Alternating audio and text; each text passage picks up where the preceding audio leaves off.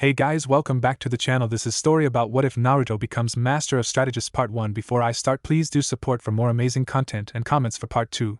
Do consider to subscribe my channel and share my video to your friends and check out the description as well. Let's start the video. Few things can strike fear into the heart of a true warrior. What frightens them is a mark of what truly separates the novices from the experts. You ask a novice, and you'll hear them list off the names of a dozen or more notorious jonin or nukenin from various villages, and occasionally someone from their own village with an infamous temper. The likes of Uchiha Itachi and Momochi Zabuza are among the top listed, for obvious reasons.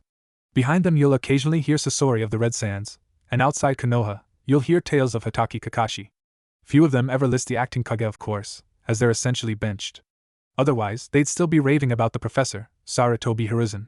If you ask any of these novices why they're afraid of these ninja in particular, they'll either speak of their vast list of achievements or destructive capability. The experts are those that know why these ones are frightening and why there are others that could be far worse. Stealth, versatility, and misdirection. Every year, countless novice shinobi join the ranks expecting to get by on overpowered techniques and combat prowess. These are the ones that forget what shinobi are meant to be. Ninjutsu are powerful, but their versatility is far more important, and the greatest of ninja must be able to utilize it to the fullest of their capability, either by mastering and expanding a small range of all-purpose techniques or becoming adept at so many that your move pool is bottomless. What is most terrifying of these true masters is that some of them can go completely unnoticed, just waiting to untap that potential. An exploding tag under your feet just waiting for a spark. The most fearsome are the ones that have yet to ignite and are given a chance to. Of course, this is a capacity that few ever develop, and fewer ever maintain. What's rarest of all is those who are born with this capacity, and carry it as a core aspect of their being. Usually, those few miracle children are easy to recognize, but for all the wrong reasons. Naruto, the hell did you do this time? Hiruzen rubs at the bridge of his nose with his wrinkled, arthritic fingers. Upon opening his eyes once more, he's almost blinded by the child's ear-to-ear grin. His spiky blonde hair and random patches of his face and black t-shirt are all stained by various colors of paint ranging from neon green and pink to his favorite kill me orange. The vast number of stains marring the visages of three of his favorite Umbu now standing behind the boy almost makes him crack a smile. Professional apathy be damned. The boy in question just chuckles as he tries to ease away from the assassin currently gripping the back of his shirt collar. Well, this paint cannon trap was supposed to be for that arrogant prick Tsurugi on his way into work this morning. Hiruzen raises a brow and leans back in his chair. Tsurugi Kaneda? The grocer? Why exactly was he your target? Naruto grunts and drops his smile. He's been doubling his prices on me. Figured I'd pay him back by ruining a good set of clothes and making him miss a day's sales. Hiruzen makes a mental note to visit Mr. Tsurugi personally later. Alright, and why exactly did you and these Umbu get caught in your trap? He scratches at the back of his head and averts his gaze. They caught me fleeing the scene of another prank I pulled on Genbi-sensei at the academy that may have been a bit more dangerous than I thought. How would I suppose to know flour was that flammable? Well, that explains the small explosion at the academy earlier. Not much damage, just a little paperwork, and a teacher he intended to fire got burned. Hiruzen waves for Naruto to continue. Oh, right, well, they chased me a good distance, and I lead them all the way to my trap, which sadly, wasn't triggered properly when Tsurugi team got to work. But I figured it'd slow these guys down, maybe blind them or something. But I had to trigger it myself to do that, so I got caught in the blast. Hiruzen nods faintly, turning to his crystal ball and gazing at the alley behind the grocers. The paint spatters on the opposite wall to the tampered dumpster turned into a hidden paint cannon provides a clear outline of the young ninja in training and the three Umbu. And how exactly did you get the supplies to build something like this? Or even learn to build it to begin with? Naruto snorts and chuckles at his own ingenuity. You wouldn't believe what can be done with what most people throw away. Old paint cans or colors they don't want, old pipes, air tanks they think are empty left over from old folks dying, and that's just the kind of stuff I used for just this prank. Though he bites his lip faintly. Some of it may be stolen from stores that kicked me out, or overcharged me. Silence falls as Hiruzen lets the details sink in. A self-taught, mechanically wizened prankster capable enough to catch Umbu in one of his larger, more complex traps. If the paint had been poison, acid, or even just kunai, he had no doubt all of them would be dead right now. That kind of efficiency and the rarity of this gift cannot be squandered. Umbu, leave and clean yourselves up.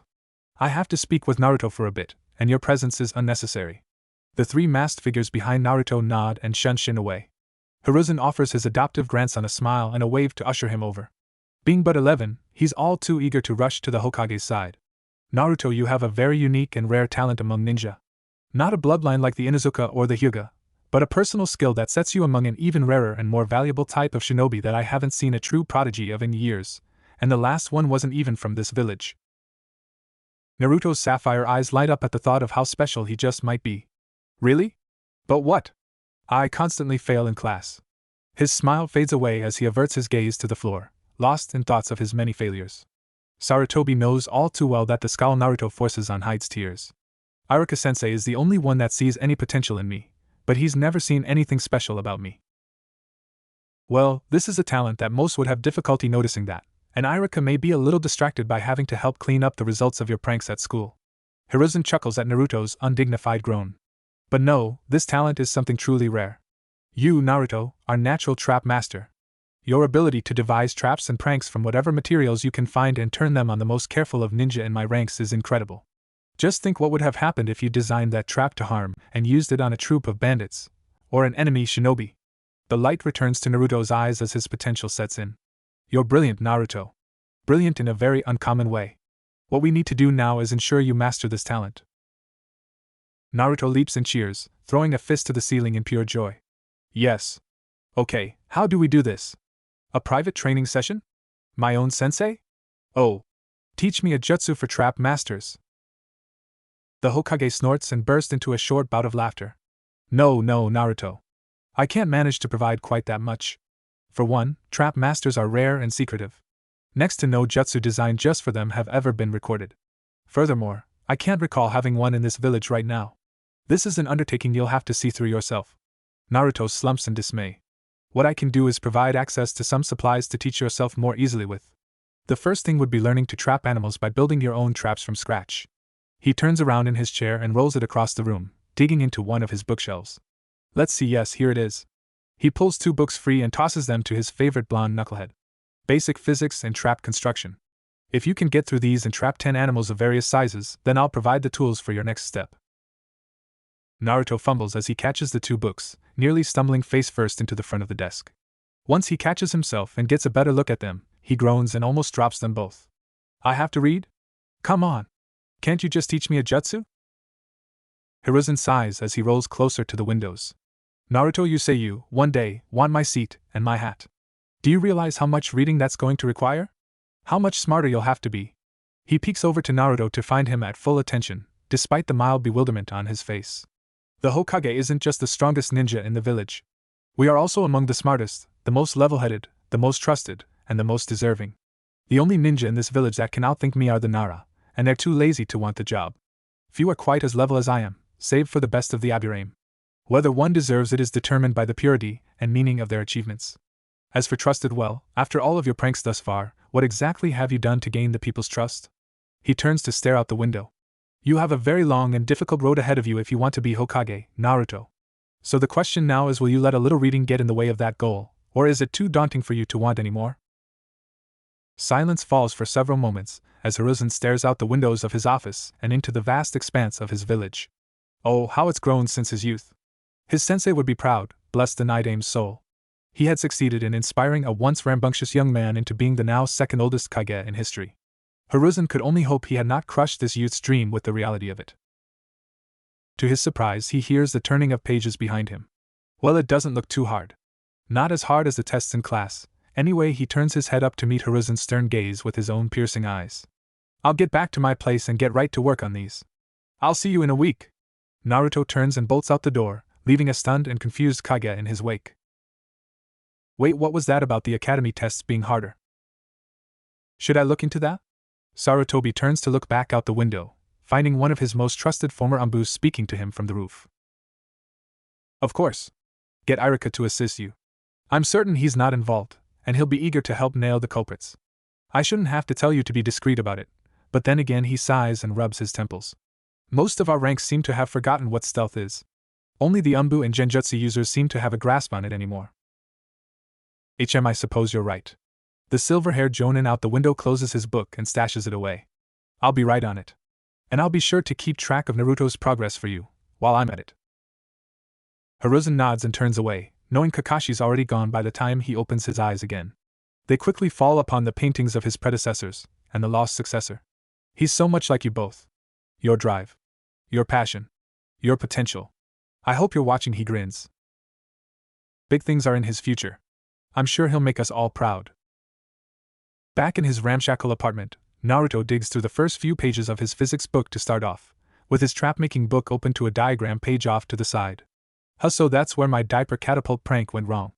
The pivot wasn't secured right and swung off to the side, and the force applied wasn't half as strong as I needed it to be. He turns the page and scribbles a few notes in a scroll to his left. And my paint cannon's trigger was the same, not enough tension on the tripwire. I was too focused on the ideas of one object just knocking into the next and interacting, not enough about how hard it hit. Outside his window, a clone sits on the wall with a smile on his face beneath a spandex mask. Not bad, kid. Might have to put in a request with the Hokage. He returns to his book for just a moment before smirking as it reads one of the most perverse lines in the book and dispels itself to send that memory to the original. If not for his mask, Kakashi would have had a nosebleed on the paperwork he was investigating at the academy. Few would ever guess that hiding reactions to his reading is one of the greatest advantages to his mask. A raccoon chitters and growls as it scrambles about in a makeshift cage of pipes, branches, and zip ties. The trigger mechanism was constructed from a few clothespins, some scavenged ninja wire, and sheet of sandpaper hidden beneath the fallen leaves. The sandpaper then doubled as a way to ensure the raccoon would stop scrambling and struggling after a few moments, when the leaves had been swept aside or ground down. Once it's clear the creature is caught, Naruto scrambles up to it with a wild grin. Yes. That's 3 squirrels, 2 raccoons, and an owl. Now he takes a first sample as the raccoon attempts to escape, then lets it scamper off. Okay, now to go check my large target traps. He forces himself off his knee and to his feet, then bolts through the woods on the outskirts of the village. His hands are wrapped in a layer of bandages that covers all but his lightly cut and raw fingertips. Making some of these traps has been intensive, and paired with his physical training, he had to cover his hands to let them heal a bit. Fiddling with rope and ninja wire all day can be a literal pain. In the distance, Naruto could hear the honks and groans of an ensnared deer. Yes. He skids atop the grass until he stops only a few yards from a deer now suspended in a net hanging from the branches. It doesn't seem to bother with struggling at all, just curled up in the bottom of the net, tangled around its antlers as it calls out. As he approaches, Naruto can't help but assess its lethargy. Why the hell would it be this lazy caught in a net? Because it knows we're coming. Naruto jumps and nearly screams, wheeling around to see Shikamaru and Shikaku Nara. The clan head sighs as he steps up to cut the poor animal down. You should know better than to hunt deer on Nara clan property, Naruto. He chuckles nervously. Sorry. I didn't know this was clan property. Oh, one thing before you release it. He leaps up and past Shikaku, using a kunai to cut off a small patch of fur. Need to record my catches for Hokage. This is my 7th one. He laughs giddily as he pockets the fur. 3 more, and he'll start my next lesson. Shikamaru raises a brow and pulls his hands from his pockets to cross his arms. What's the Hokage teaching you to catch animals for?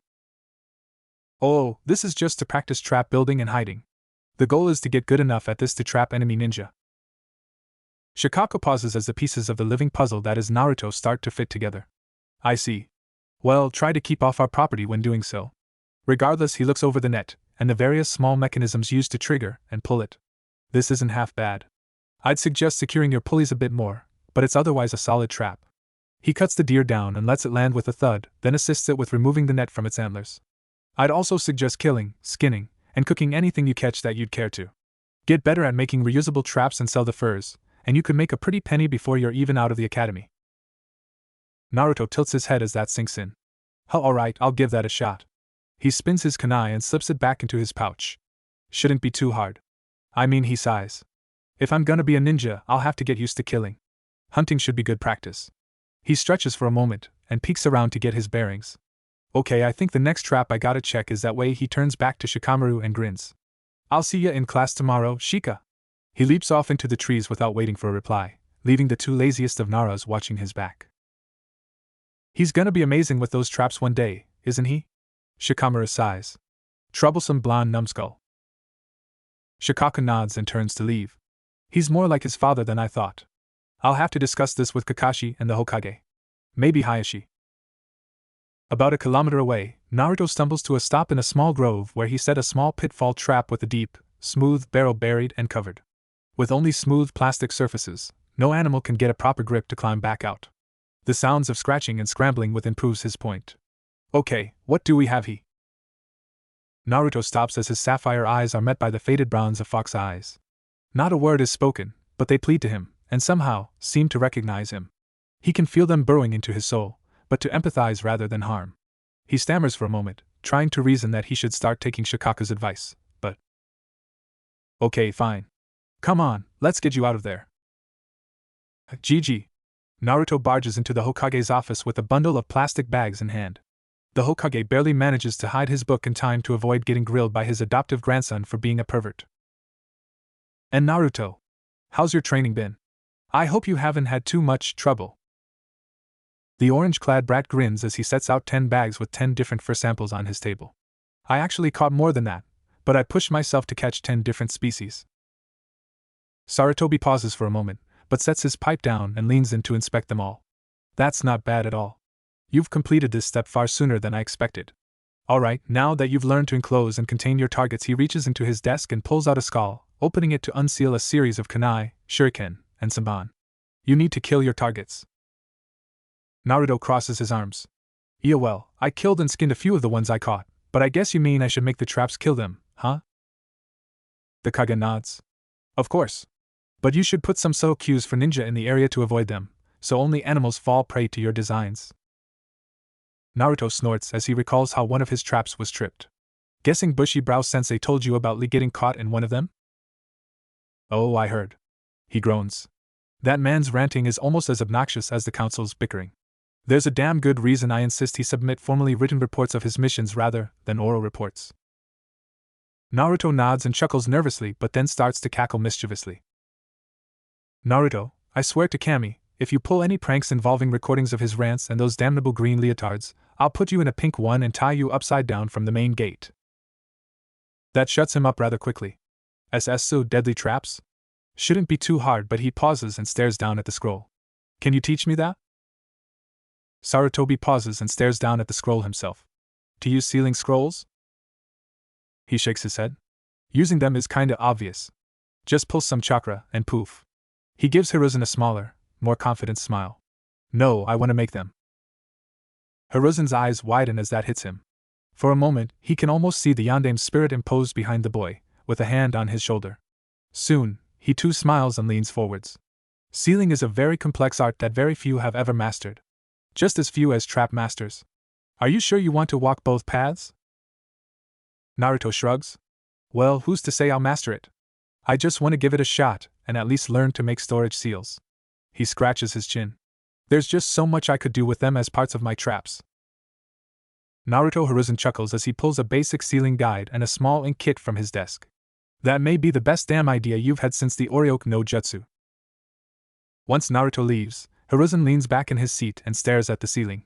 You're planning to take him as an apprentice now, aren't you? Yeah. An old white-haired sage in a red vest fades into view behind him, leaning against the wall. He doesn't use it often, but his transparency jutsu comes in handy occasionally. He's gonna make a name for himself quickly. He'll need my protection soon enough. I had hoped we'd be able to protect him through anonymity a while longer, but he's growing too fast. Hiruzen turns his seat to face his old student. I suppose so.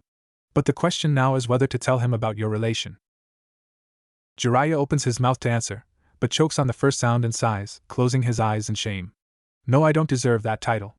Maybe I'll tell him someday, but not now. He pushes himself up from the wall and steps towards the windows. For now, I'll leave him to you and Kakashi. I need to leave again to look into my old teammate. Seems the snake's been digging around near Kusa. A snake in the grass, go figure.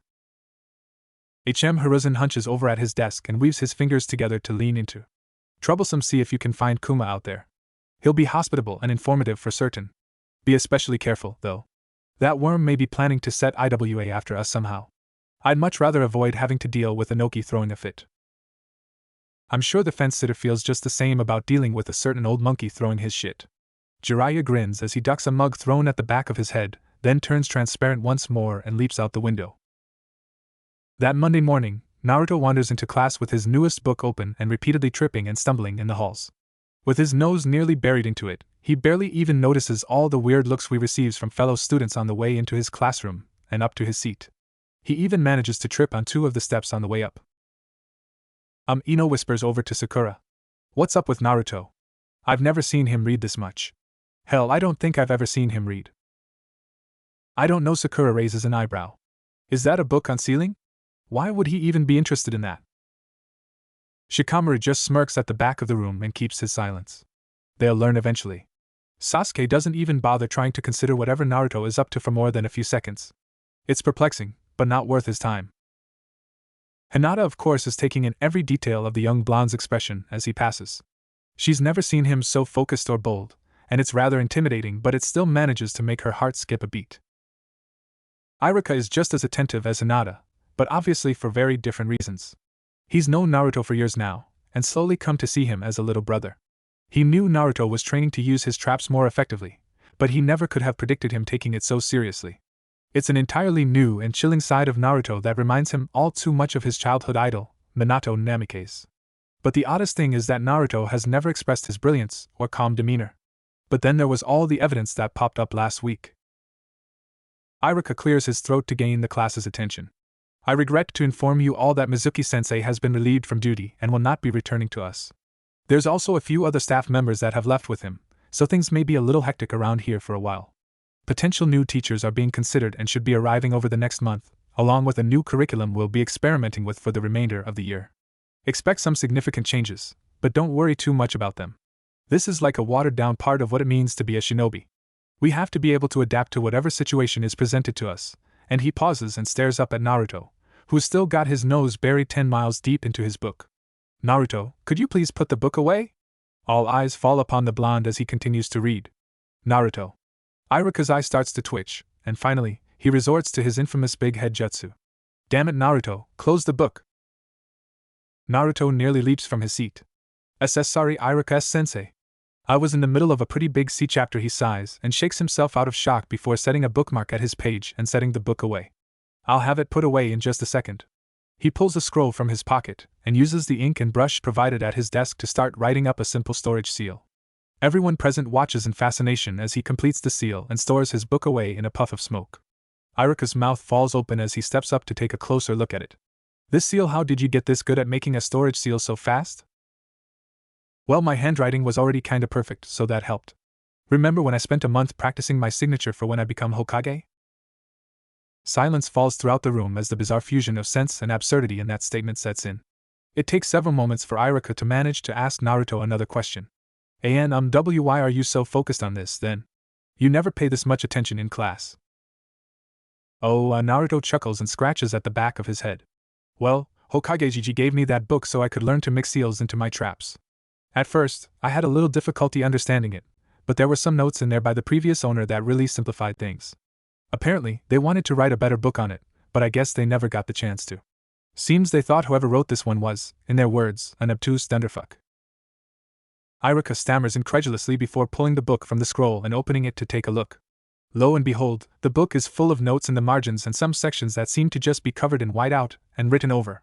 Worst of all, he recognizes that handwriting. It was on many of his paychecks in his earliest days as a shinobi, over 12 years ago. He slowly closes the book and seals it away once more, handing the book back to his favorite student.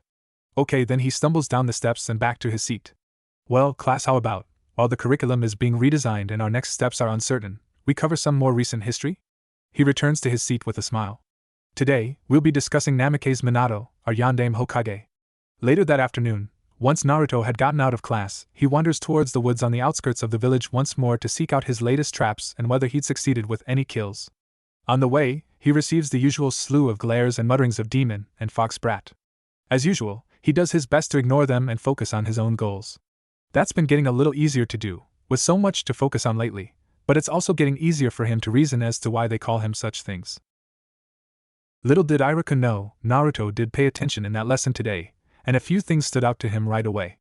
First of all was that Minato was a seal master of the highest caliber. That got him kind of excited about his new career path, considering how much more like his idol it would make him. Second was that the Kyuubi was killed and Minato died on his birthday. Of course, there's also the use of foxes as nature's tricksters, a myth he always felt he could relate to, and lived up to as well. Ever since the Kyuubi's attack, foxes have been hated here, and often hunted by drunks and vengeful veteran shinobi. Having seen the results a few times when hiding from some of those drunks himself, he just couldn't bring himself to harm the fox he caught last week. Speaking of which, Naruto slows to a stop and sighs soon after passing through the tree line and out of sight. Peeking back, he finds that very same fox tailing him and now tilting her head as she stares him down. You're playing a dangerous game by getting so close to town around me, Yoko. He turns and kneels, reaching out as the fox kit scrambles up to him, shaking and wagging like an overexcited puppy as she nuzzles up to his hand. Settle down, girl, come on, gotta go check my work. He stands and waves for her to follow, which she gladly does, nipping at his heels as they go. Come on, don't do that. He chuckles softly. It doesn't really hurt, it's just a bit startling at first. She's too cute to yell at anyway. Eventually, Naruto stops by one of his kunai traps and sighs as he sees his target got away. The tripwire was triggered, but his firing mechanism wasn't quite strong or accurate enough. The kunai are scattered about in far too wide a range. 2 of them seem to be missing though, and a trail of blood leads further north. He sighs and pushes himself back to his feet after inspecting the scene, waving for Yoko to follow as he tracks whatever he hit. According to the fur left behind, his best guess was a raccoon. 30 yards north, as predicted, he finds the little trash panda lying dead against a tree. Unpredictably though, he finds Lee kneeling over it with Guy consoling him. He chuckles nervously as the spandex-clad duo raises their eyes to meet him. Sorry, Lee. I kinda moved up to testing lethal traps. He crosses his arms and inspects the body from afar. Really gotta work on the accuracy and firing speed, though. I wanted a quick, clean kill. Guy looks between Naruto and the raccoon for a moment before nodding in agreement. Tragic as its death is, Lee, it's a necessary stage in Naruto's training, and I'm sure he'll make good use of this one. His death will not be in vain. He sighs and rubs his student's back before returning his gaze to Naruto. As for a quicker kill, that's a good assessment. This body is still warm, but the blood trail is mostly dried. If this were an enemy shinobi, they would have had plenty of time to escape and recuperate. If they had a decently trained medic on hand, it would have been little more than an inconvenience. And that's if it even hit them. Naruto nods and kneels down to collect the corpse, sealing it into one of the compartments of a scroll in his left pocket. So, how's your training going, Lee? Lee lets off a few final sobs and blows his nose for a moment as he calms down. It's slow, but working. I'm now able to run faster than Tenten can throw her kunai. Niji, on the other hand, seems to have much better reflexes. Still, he growls and clenches his fists. I need to catch up to him. I need to learn faster. Well, Naruto takes a seat and crosses his arms. What are you doing between all your exercises and drills? Huh? Lee tilts his head. That's just to eat and sleep and bathroom breaks. Naruto blanches at that. Okay, for one, that kind of training schedule is inhuman. Second, he sighs and shakes himself out of his daze. If that's the case, then Niji already knows everything you're training to do. Lee pauses as that sets in, but groans and covers his face. Of course. How could I be so stupid? Naruto shrugs. I have no clue. Ask the Umbu that can't find me half the time. Iruka-sensei's better at finding me. Seems ninja have been forgetting what stealth means. He ignores the twitch in Guy's eye as his gaze falls towards the orange jumpsuit. Anyway, if you'll want to get a leg up on Niji, you gotta train in something else, something really personal that he'll have a lot of trouble dealing with. That may be difficult. Guy stands and paces, scratching the back of his head. Lee's physically incapable of actively using chakra in anything more than minuscule amounts for such things as wall walking, and even that took an incredible amount of time for him to learn, so anything that isn't taijutsu is out of the question. Naruto reaches into his pockets and withdraws a scroll, then pulls a book on seals from that. What about passive chakra-absorbing seals? They're used to detain criminals, but also used as components of gravity seals for training pretty often. I think I might be able to modify them onto just about any seal, really. So if you can't control your chakra, but have a good amount of it, then you should be able to pull off seal-based tricks as long as we use absorbing seals with them.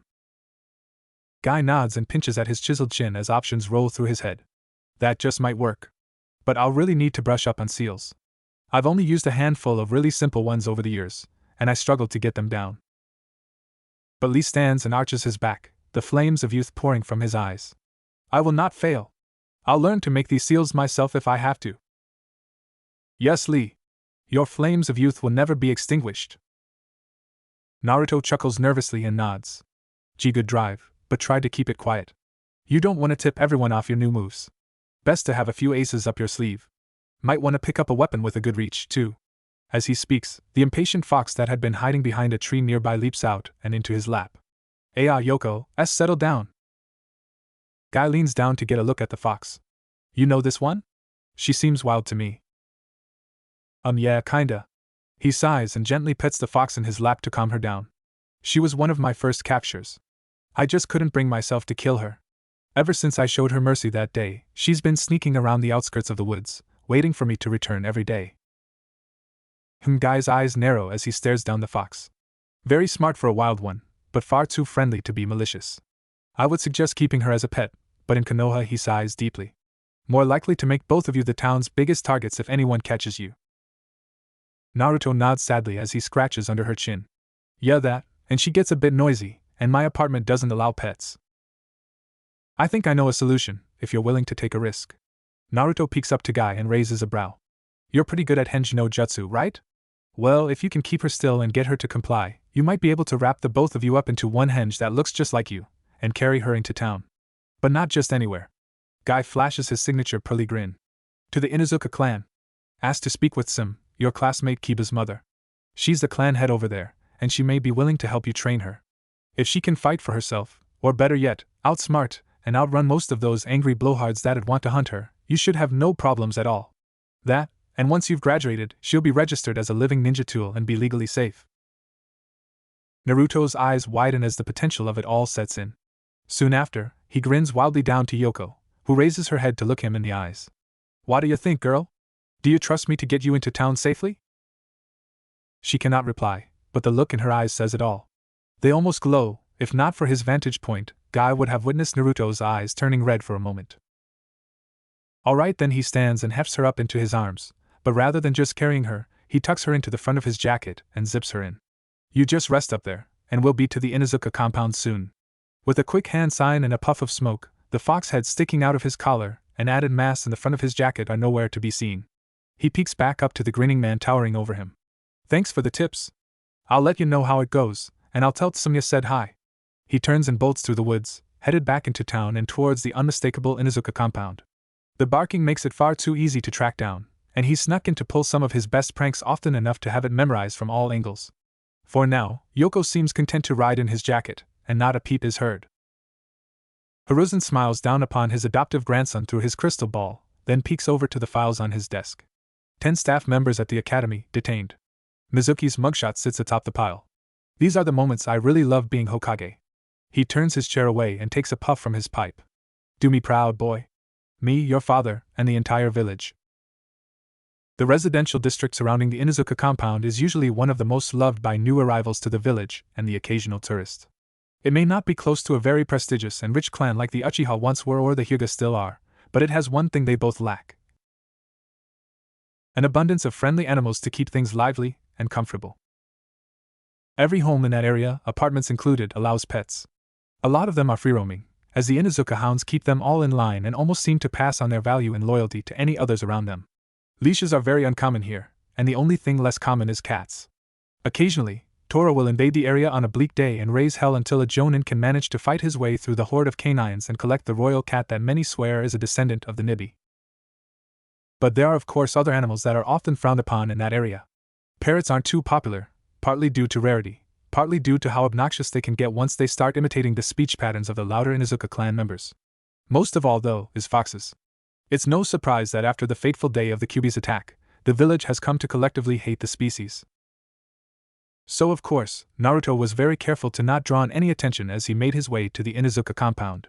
He knew there'd be no way to hide Yoko from their keen sense of smell once he gets there, but he figured he could at least reason with Kiba and his mother to keep things from getting out of hand. For now, he's lucky enough for Yoko to nearly fall asleep in the front of his jacket on the way there. It takes all the discipline he has not to pet her and blow his cover. The front gates of the compound are wide open, inviting anyone to enter. The Inuzuka are one of the most hospitable clans in the village as well, always willing to welcome guests and treat them like family as long as they show the same respect for nature and loyalty they live by. Having done a little gardening in his window to spruce up his apartment, he's guessing his respect for nature is up to snuff. As for loyalty, just about everyone in the village knows of his declarations of being the next Hokage, regardless of whether they believe him or not. The moment he passes through the gates, Akamaru's already jumping at his shins and yapping away. Naruto stumbles for a moment, struggling to calm the overexcited pup without kneeling down and putting Yoko in danger. Hey, see, come on. It's just me. You saw me in class an hour ago. Yeah, but he smells something new about you. Kiba walks around the corner with his hands tucked into his hoodie pockets. You smell more like a fox than usual. Naruto raises a brow at that. More than usual? What's that supposed to mean? Better look into that later. Well, the reason for that is the same reason I'm here. Any chance I could talk to your mom? I have a few questions to ask her. Kiba raises a brow and tilts his head, cueing Akamaru to mimic his partner.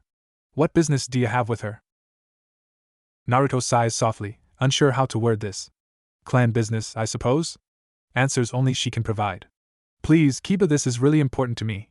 Come on, I haven't asked you for anything since that exploding desk incident. Fine. Come on, she's right here. Both boys nearly jump out of their skin as Sum speaks from overhead. What they look up to find is the Inuzuka clan head standing upside down on the branch of a tree that's grown over the compound's wall. She smirks and falls, landing on her left hand and vaulting to her feet. So, what do you need, kid? My clan doesn't exactly do many favors, so this is kind of an odd move, even for you. Naruto gulps as he struggles to calm his nerves, and eventually, he sighs and lowers his head, canceling his henge as he pulls Yoko from his jacket. Both Inuzukas stare blankly for varying reasons, but seem mildly alarmed and confused. I was hoping you could help me to train Yoko here and get her registered as something sorta like one of your hounds. Sim kneels down for a closer look at the fox kit as she yawns and looks the clan head right in the eyes. Her gaze is unwavering, not the slightest ounce of fear or malice of any kind to be found. They stare each other down until Sim smiles and stands. So, who suggested you come to me for this? Naruto cradles the orange canid.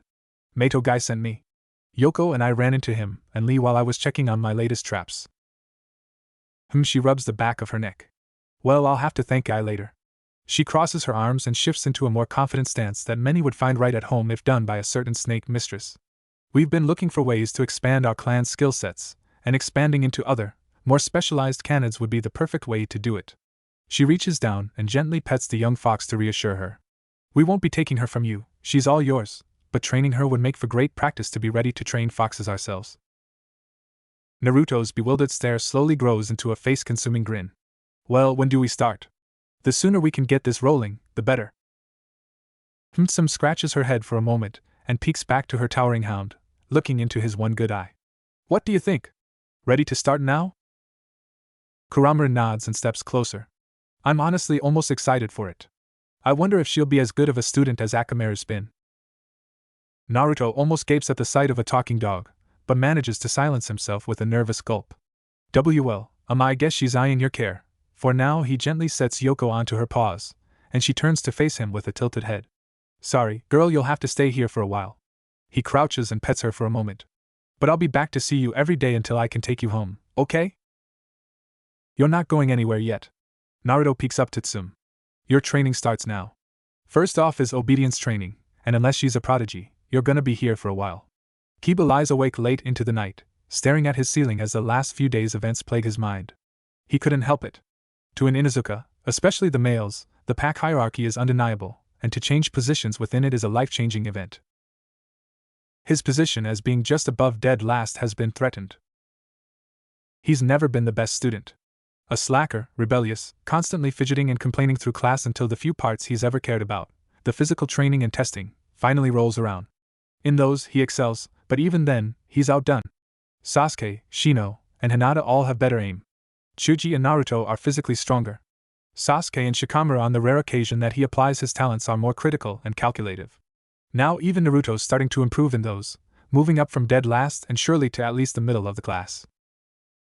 And where does that leave Kiba? Dead last. The omega of the pack. Lowest of the low and nearly worthless in his own eyes. It took a while for him to realize what led Naruto to catch up so quickly. At first, it made no sense to him. He'd never shown such potential before, and now he's one of the most driven in the class, if not a bit off-kilter considering he's always too focused on his own studies to pay much attention to class content. What sealed it for him was the last 2 days. First was just how much he applied himself to training Yoko. Even Kiba had to admit, she was one of the quickest students he'd ever seen in the compound. She was still shaky on communicating with the hounds, but improving fast. She could take orders like a seasoned Niken, but had the wit to judge when an order was too dangerous or misdirecting. What she lacks is the strength and size of a Niken, but that can be accounted for in however Naruto designs her personal techniques, and he seemed to already be considering it. Whenever he was on the Inuzuka compound, every moment was about Yoko. All of his training was dedicated entirely to her, for the sake of her future and safety. He found strength in having someone to fight with and for. But in every moment of downtime, Naruto was seated nearby, absent-mindedly feeding and petting her while his eyes and right hand were focused on blueprints for new traps or practicing his ceiling calligraphy. Even when he had to take a break from training Yoko, he was still entirely dedicated to one of his passions and talents. Not a moment was ever wasted. Kiba may not be the smartest, but it didn't take him long to realize that difference between himself and Naruto. He must apply himself more and stop wasting so much time on meaningless pursuits. He must find things that truly matter to him and focus every waking moment on them. Only then would he be able to catch up and not only take his place in the hierarchy back, but move beyond it and become the next alpha of the clan. But this particular night, that question takes a back seat as he listens in on a conversation between Akamaru, Kuramaru, and Yoko. The kid has learned enough now to discuss things that instantly made him question his village, his friend, and even his beliefs. Just who and what is Naruto? QB incarnate, or living prison? Danzo-sama. We have news regarding the Jinchuriki. Danzo raises his head from his desk and stares down the rude agent kneeling before him. He waves to gesture the young man to continue. Even fully clothed in umbu black spandex, gray vest, and painted mask, his high-pitched voice and stature betray his identity as one of Root's youngest agents. His training has taken a turn. He's begun to train as a trap master, and is progressing at an alarming rate. Compounded with his newfound studies into Fuinjutsu, he'll become an invaluable asset to the village. There were contingencies in place for this potential route, but we were unprepared for the second development. He has taken in a young fox as his equivalent of an Iken, and is training them as a joint effort with the Inazaka clan. Furthermore, we've recorded no less than 5 occasions thus far, in which he has gone into a trance-like state when making eye contact with the fox he now calls Yoko. The bandaged old warmonger closes his eyes and loses himself in calculations and predictions. Naruto's penchant for pranking always seemed like a suitable career starter as a trap master, something he hadn't seen in this village since his youth, and that one happened to die during the Second War, taking a surrounding troop from Kumo out with him. Having a new one at their disposal would be invaluable. As for the fox, that may require twisting Jiraiya's arm. He may be tapping into the Kyuubi's power unconsciously, or this new fox is drawing it out of him somehow. The Biju have been known to congregate with their own kind when loose, and previous Jinchuriki have had affinities for species connected to their beasts. Han apparently has a bit of a thing for horses, and reports from Kumo suggest that Naruto is a bit catty. For now, the fox is a wild card, but not one to be avoided. There's few times that a joker is a good card to hold on to, but Naruto has proven to turn odds in his favor frequently. But those odds must not be allowed to sit. His new preoccupations with the fox and his seals need to be urged in the right direction. Sarutobi may disagree, but the time for the truth is close at hand, before he discovers his own seal or learns too much from this Yoko. Late into that Friday evening, after yet another long day of classes, training Yoko, and checking his traps in the dark, Naruto finally returns to his apartment, and collapses face first into his bed. He groans into the tangled blanket, and mumbles incoherently to himself. Not taking all this training so well, HM? Naruto bolts upright and stares up to his window, finding a familiar umbu mask staring back at him. The simplified dog mask shifts aside to unveil yet another mask and a single eye beneath a tall mess of silver hair. Konbanwa, Naruto. Been a while, hasn't it? Naruto stares for a moment, but sighs and sits up. Hi, Inu-san. Haven't seen you or Tora for a while now. The now ex-umbu waves that accusation off and sets his Inu mask aside. We've been around. You haven't needed us to babysit you, so we've kept our distance and just ensured your safety. You've been progressing quite well lately on your own, though. Your traps are quite impressive. Naruto groans and flops back into his bed, then rolls over. Yeah, but with classes going on and needing to train Yoko, not to mention how much of a slave driver Tsum is about that, I can't manage to keep working on my traps lately, or my ceiling. I've got too much to work on at once. I need more hours in a day. Kakashi grins at that phrasing. Well, you're in luck. It's probably not the smartest thing to do, but, well, you don't exactly have a clan to teach you any jutsu, and most of your classmates know some sort of B-rank jutsu by now through them. So, how about I fill in that role for you? Naruto peeks up from his sheets with bewilderment in his eyes. How familiar are you with Bunshin no Jutsu? Naruto groans louder yet, holding his pillow to his face for a moment. Damn it, I can't do that jutsu. It's the only one form the academy that I haven't mastered enough to ditch umbu with. Kakashi's sweat drops as he recalls the times his coworkers were stumped by the boy's evasive skills after particularly nasty pranks. Why yes, well, what about Kage Bunshin? It takes a lot more chakra, but considering how much you have, it should be easier for you to manage, and these clones are real.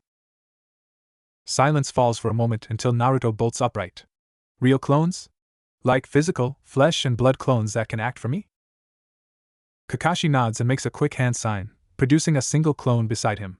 Said clone then chucks his extra mask at Naruto, who barely manages to dodge it and leap off his bed to the left. They can only take one hit though. Kakashi backhands his own clone in the face to dismiss it in a cloud of smoke. And when they die, you collect their memories. By the end of his explanation, Naruto was nearly drooling at the potential of this technique. He could practically see the gears turning in his head, almost literally. All his training as a trap master, learning to find multiple uses for everything, and his sealing experience teaching him to weave every stroke together, has made his mind a multifaceted mechanical marvel. When he sees potential, he abuses it. And few techniques have the potential and versatility of the Kage Bunshin. The Night Aim made sure of that. When do we start? Now, if you don't mind working late. You don't have to meet with Some until 2 anyway. Naruto rolls his eyes. Of course you know that. Well, I get along great with the Inuzuka. He reaches into his vest and pulls out a chain with a preserved hound teeth. I'm an honorary member. Just wait till you meet my summons. Training Ground 3 was a popular location. The proximity of the Kia Monument provided both a numbing realism to training there as well as passionate inspiration and motivation. Kakashi spent all too much time here, wallowing in suffering and depression that constantly bogs down his life. Naruto's presence here, on the other hand, helped him to finally feel a bit of that fire he had lost for so long. The fuel for that fire was provided by the young man with him swearing up a storm between failed attempts at this jutsu. At this point, there was a constant thin veil of smoke around him after the number of failed clones he'd created and dispersed. Kami, damn it, why the hell is this jutsu so hard? He punches the grass and forces himself back to his feet, stumbling as he gathers more chakra, struggling to tame it all into the proper form. Is it still too much chakra? Yeah, I keep killing normal Bunshin by overloading them, and I'm doing it again. He clenches his fists and grits his teeth, forcing the chakra to surround him. My control's never been good enough, and it's only getting worse. Why? He makes the hand sign. Why? His chakra flares up around him, forming a visible shroud of faded blue. Why? With one last guttural cry, he focuses on not one point to mold his chakra, but dozens. As many as he can envision around him. A smoky explosion rocks the training ground, and Kakashi raises his head from his favorite literature in shock. He'd never seen that much smoke produced by one jutsu outside of one peculiar jutsu designed entirely to make smokescreens and the occasional boss-size summon, which he'd only witnessed once or twice in his whole career. What he found upon the smoke clearing was a troop of nearly 100 Narutos, all looking to themselves and each other in awe. Some inspect themselves for their full range of sensations and physical details, others leap about and cheer, but with the field so packed, some leap into one another and knock their heads together. As exhausted as Naruto was before making these clones, that little of an impact was enough to dispel them. Amidst them all, Naruto stands with a proud smile on his face and sweat on his brow, huffing and slouching as he takes in the fruit of his labor. But then, the final kick in the pants for the night. The clones are all struck with sparks of inexplicable pain at once, eyes turning red for split seconds before they pop. All of them popping at once floods Naruto's exhausted and addled mind with their memories and flashes of random and inexplicable imagery in the back of his head in time with the pain. Assaulted with all of these memories at once, he blacks out and collapses into a twitching heap in the grass, just before Kakashi can reach him. Deep within Naruto's sullen, cavernous mind, a set of titanic fangs and blackened lips form an almost sickening grin. Finally. It took far too long to find a way to drag you in here. Come to me, Naruto. We have much to discuss. The main chamber of Naruto's mental sewer was far from difficult to find. All it took was following a nagging sensation in the back of his mind and recognizing that the pipes were merging and growing larger down certain paths. Wherever he was headed was the source of something. He didn't know what, but it was something big. Something seeking an audience with him. Along the way, he came to find the many mechanisms he designed for his traps built into the walls, triggers to open gates to deeper compartments of his mind. A tripwire opens a gate of bamboo bars. A pressure plate triggers the fall of a solid iron wall. The final gate into the main chamber is triggered by pulling a lever that lets the contents of the smaller pipes, which he quickly identifies as his chakra, to flow through a pattern in the gate that he knows only as the spiral on the back of most Konoha-issued shinobi jackets. The moment his chakra reaches the center of the spiral from all angles, the door splits and retracts into the wall, unveiling the chamber beyond. The darkness is the first thing to catch his eye. This entire maze of pipes has been very dimly lit, growing darker as he goes. The room beyond appears endless, all light fading away towards the seemingly non-existent ceiling and leaving an infinite abyss to hang over his head. On what he can see of the walls, the pipes continue to grow and extend to the far end of the room until they sink into the walls on the opposite end of the room, just before a Titanic. Rusted prison gate. A single paper tag seal adheres to the middle of the gate, such a flimsy thing to hold it all together, but somehow, it apparently works. It's only as he steps closer that he discovers a set of canid fangs scowling at him through the bars. A pair of crimson eyes opens above them, somehow lighting the inner chamber and unveiling the demon within. Naruto reels back for a moment, but glares through the bars as facts set in. The gears within his mind begin to whir and connect, quite literally, as he can hear the mechanisms of this internal space produce a constant clanging and knocking. The chamber is further illuminated from his side, as countless torches lining the walls are set ablaze, the flickering of freshly lit flames rising into the eternity hanging above. Images flicker across the walls between the flames as memories and facts are recalled and merged. His birthday, the day of the Kyuubi's attack. All the hatred he's known all his life. Mutterings of demon in the background. Most importantly, though, was the mention of Jinchuriki in his book on sealing. It jumped out at him right away, as a prime example of the raw power and potential of sealing, as a method for the author to convince the reader to stick to their lessons. So you've been in me this whole time, huh? A rough, guttural laugh echoes through the chamber. Good, you aren't denying the grand truth in front of you. Humans are usually so arrogant to deny such facts. Naruto glares through the bars and sighs, closing his eyes as he allows his mind to calm what little it can. Do you know why nobody ever told me? HM? The Kyuubi raises a brow and lays his head down across his folded paws. You know what a Jinchuriki is. You know how valuable you and I are to this village. You were an infant when I was sealed in you, a helpless little brat. If knowledge of what you were had gotten out, especially out of this village, you would have been a target within a few days, and we'd both be dead.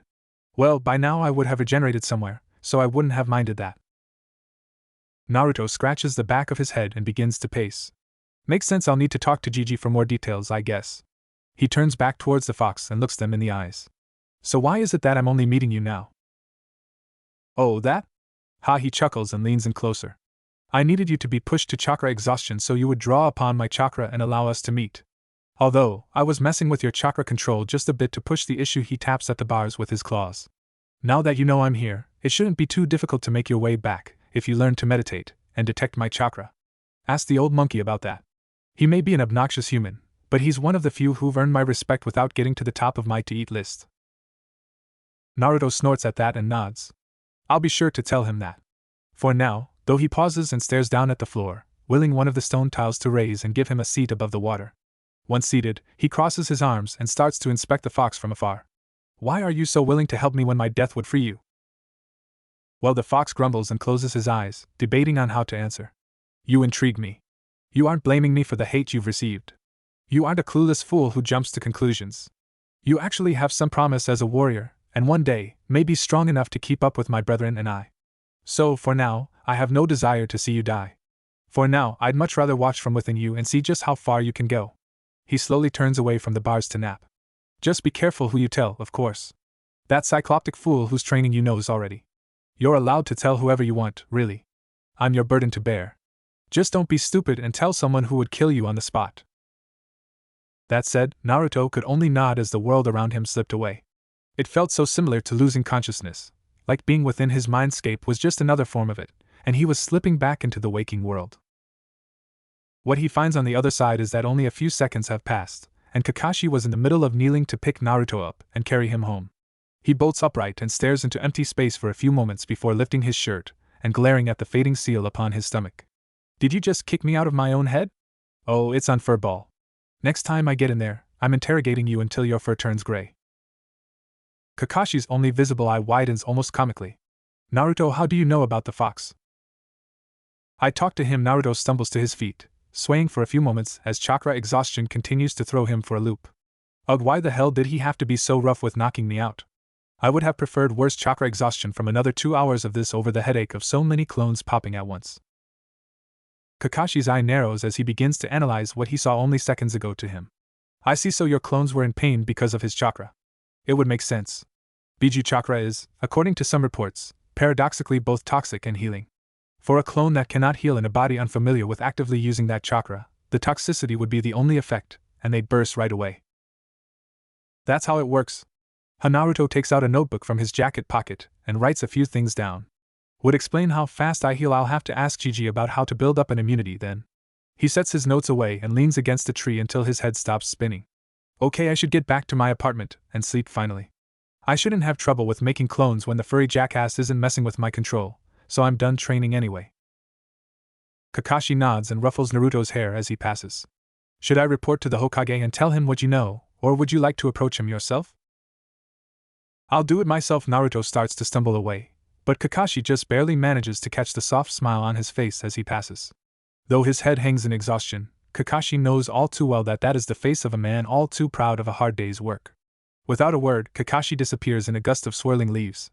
Though out of sight, he watches Naruto all the way to his apartment, and only leaves once the blonde's snoring can be heard through his windows.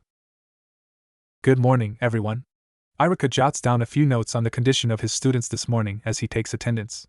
Some students are acting much the same as usual. Shikamaru is asleep at his desk and dead to the world, Chuji is in the middle of his second bag of chips for the day, and Shino is as impassive and statuesque as usual. There are some that catch his eye though. For one, Kiba seems to have his nose in a book on hunting tactics. More interestingly, he recognizes this to be one written by a former Umbu captain who taught Kakashi how to manage his Niken summons. Then there's Ino and Sakura. Their usual arguments and gossip have halted in favor of watching the two biggest class clowns and lowest ranked members of the class as they both apply themselves so fervently that they seem to be entranced by their studies. Likewise, Sasuke's attentions have fallen upon them as well, rather than blocking everything out as he usually does in order to ignore the girls bickering over him. Kiba, he still doesn't care much about, but Naruto's developments interest him.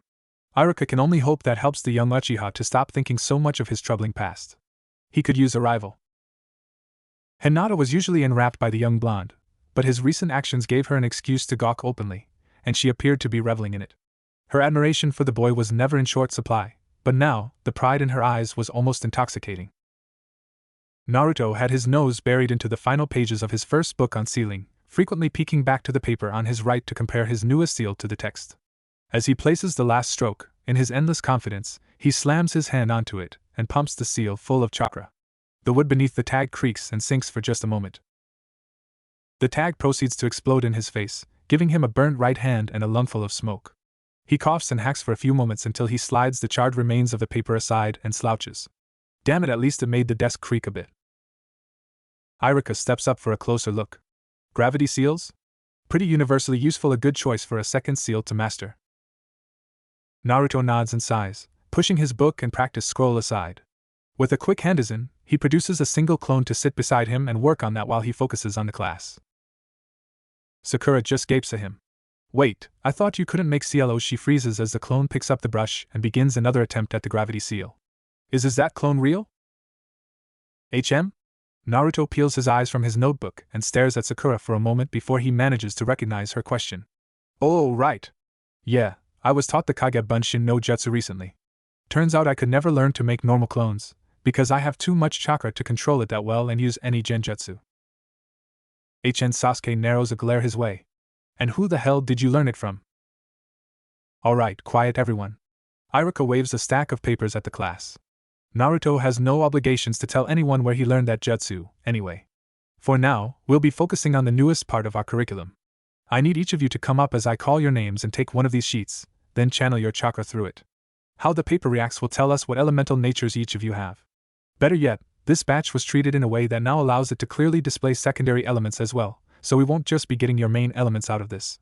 Most people have proficiencies in one with a slight alignment for another, and we'll be able to see the secondary elements, and how strong those proficiencies are based on how the paper reacts. As studious as he is, he doesn't need a list to call names from. Abirame Shino. The white-cloaked young man steps to the front of the class in silence. A quick tap of the sheet offered to him resulted in it crumpling and folding into jagged edges, then going rigid and shattering, the falling pieces crumbling further. Interesting. My clan rarely resorts to using elements, so we never developed any genetic proficiency in any. I couldn't be certain of what to suspect, but this is a fairly unique response. The combination of lightning and earth will provide many challenging possibilities. Certainly so. Iruka nods and pinches at his chin for a moment, while losing himself in thought. It shouldn't be difficult to find anyone to teach you these two. Earth is the most common element, and although lightning is less common, we have the third most of them compared to Kumogakure and Kirigakure. Shino nods and turns to return to his seat, while Iruka calls up the next student. Akamichi Chuji. The young man grumbles as he sets his bag of chips down and stumbles to the front of the class. You know us clan kids are just gonna have pretty obvious elements. It's hereditary. Most people in my clan are earth users. He takes the paper and watches it crumble to dust, but the ash-like pale dust lights up and burns away. He raises an eyebrow and grins. But that's interesting. Well, that's not too surprising. Irika chuckles softly. That's the second most common element in this village to begin with. Earth is only more common because it's the most common element in the world in general. Just try not to learn any fire jutsu in closed spaces or without supervision. He waves the Akamichi back to his seat and checks his list again. Harino Sakura. The pinkette perks up and pushes herself from her seat to race down the stairs, but Ino calls out to her. Hey, maybe you'll get wind and fire. That'd explain all the hot air filling up that balloon of a forehead. She stumbles and trips for a moment on the stairs, barely managing to catch herself and glare back at her former best friend. Kennet Pig! You're probably gonna end up with earth and water for all the mud you're wallowing in. She grunts and stomps the rest of the way down, grabbing a sheet from Irika and nearly crushing it in her grasp. It then proceeds to powderize and soak into a mushy pulp that splatters onto the floor. She stares down at the mush at her feet as silence falls throughout the room. Until Kiba has to cut in. So does that make Sakura the mud Ino's been rolling in? His perverse grin is accompanied by a cacophony of laughter throughout the room, even Hinata and Shikamaru becoming intoxicated by it and failing to stifle their own quiet giggling and chuckling. Sakura's face burns beet red, turning to face them all with a glare. Oh, hell no! I don't swing that way. She freezes and stares as Ino remains eerily quiet and reserved, a faint blush across her face as she avoids eye contact. Sakura stammers for a moment, but sighs and groans, returning to her seat in silence and slamming her forehead into the desk. Irika sighs and rubs the back of his neck. Well, that combination's probably one of the best for you. You already have great control, and these two are best for mastering fine chakra control for genjutsu and medical jutsu. He huffs and waits a moment for the class to calm down for a moment before returning to the testing order. Hyuga Hinata. Hinata scrambles out of her seat, still having a slight anxiety spike over having lost her composure and laughed at Sakura's expense. Her timid tiptoeing down the stairs only manages to prolong her anxiety, as all eyes fall upon her. By the time she reaches Irika, she can feel their combined gaze drilling into her back. She barely manages to reach out and take the paper, only to yelp as it's cut clean in two, then dampens and lands beside Sakura's mush pile with a gentle splat. Oh? She turns her gaze up to Irika, who grins and crosses his arms. Congratulations, Hinata. You have the rarest element in the world. Even Suna can't manage to produce many natural wind users, and it may be potentially one of the best elements for your clan. Paired with water, you'll be able to refine your flow and accuracy of your techniques even further. Hinata stumbles back as she struggles to process the good fortune that's fallen into her lap. I have that much potential? That's great, Hinata. Her attention is drawn to the loudmouthed blonde in the stands, whose clone has even stopped training his Fuinjutsu to write up a banner saying congratulations, across a good length of one of his practice scrolls. You're gonna be awesome. He pauses and side-eyes his clone. Did you just whatever? This is worth that much paper and more. Couldn't you have written that better though? It's sloppy. Oi, I had about 3 seconds to write this up, let's see you do better. Silence falls as everyone's attentions are drawn to the young man bickering with himself. You could have done that with half the paper and still made bolder strokes. There's too much of a gap between each hiragana. I said I was rushing. Besides, my faults are yours too. Bullshit, I made a faulty clone. Faulty clone of a tyrannical dumbass. The original Naruto stares blankly at him before pulling a practice kunai from his pouch and swinging it down. The clone only has half a second to beg for mercy before he's popped into a cloud of smoke and promptly replaced. He stares down the new one. Be sure to do better than the last one. He finally looks away from his clone and around the room, finding all eyes on him, some annoyed, some amused, others just confused. He chuckles nervously and scratches the back of his head. Sorry my clones get mouthy. I think it's because they're temporary and have no survival instinct. Shikamaru raises a brow at that. That's even dark for me. Ino gives Shika her death glare. Did you just? Alright, settle down, everyone. Irika sighs, rubs his temples. Of course Naruto would find a way to turn something so impressive into something annoying. It did provide Hinata with a good distraction so she could return to her seat in peace, though. Alright. Inuzuka Kiba. About time. He chuckles and saunters to the front of the class with his hands in his hoodie pockets and Akamaru half asleep atop his head. Mind if we test Akamaru while we're at it? He can channel chakra, so he should be able to. Oh? Iruka pauses and pinches his chin again. Interesting, alright, I've got a few extra sheets. He hands one to Kiba first, who grins as it crumbles and burns. Interesting. Iruka kneels to inspect the remains. Although your elements are the same as Chuji's, your proficiencies are more balanced between the two. The paper didn't crumble as finely as Chuji's did, and the flames were hotter. I'd say the ratios come down to around 3-1 for Chuji, and 3-2 for you. That's so? Huh.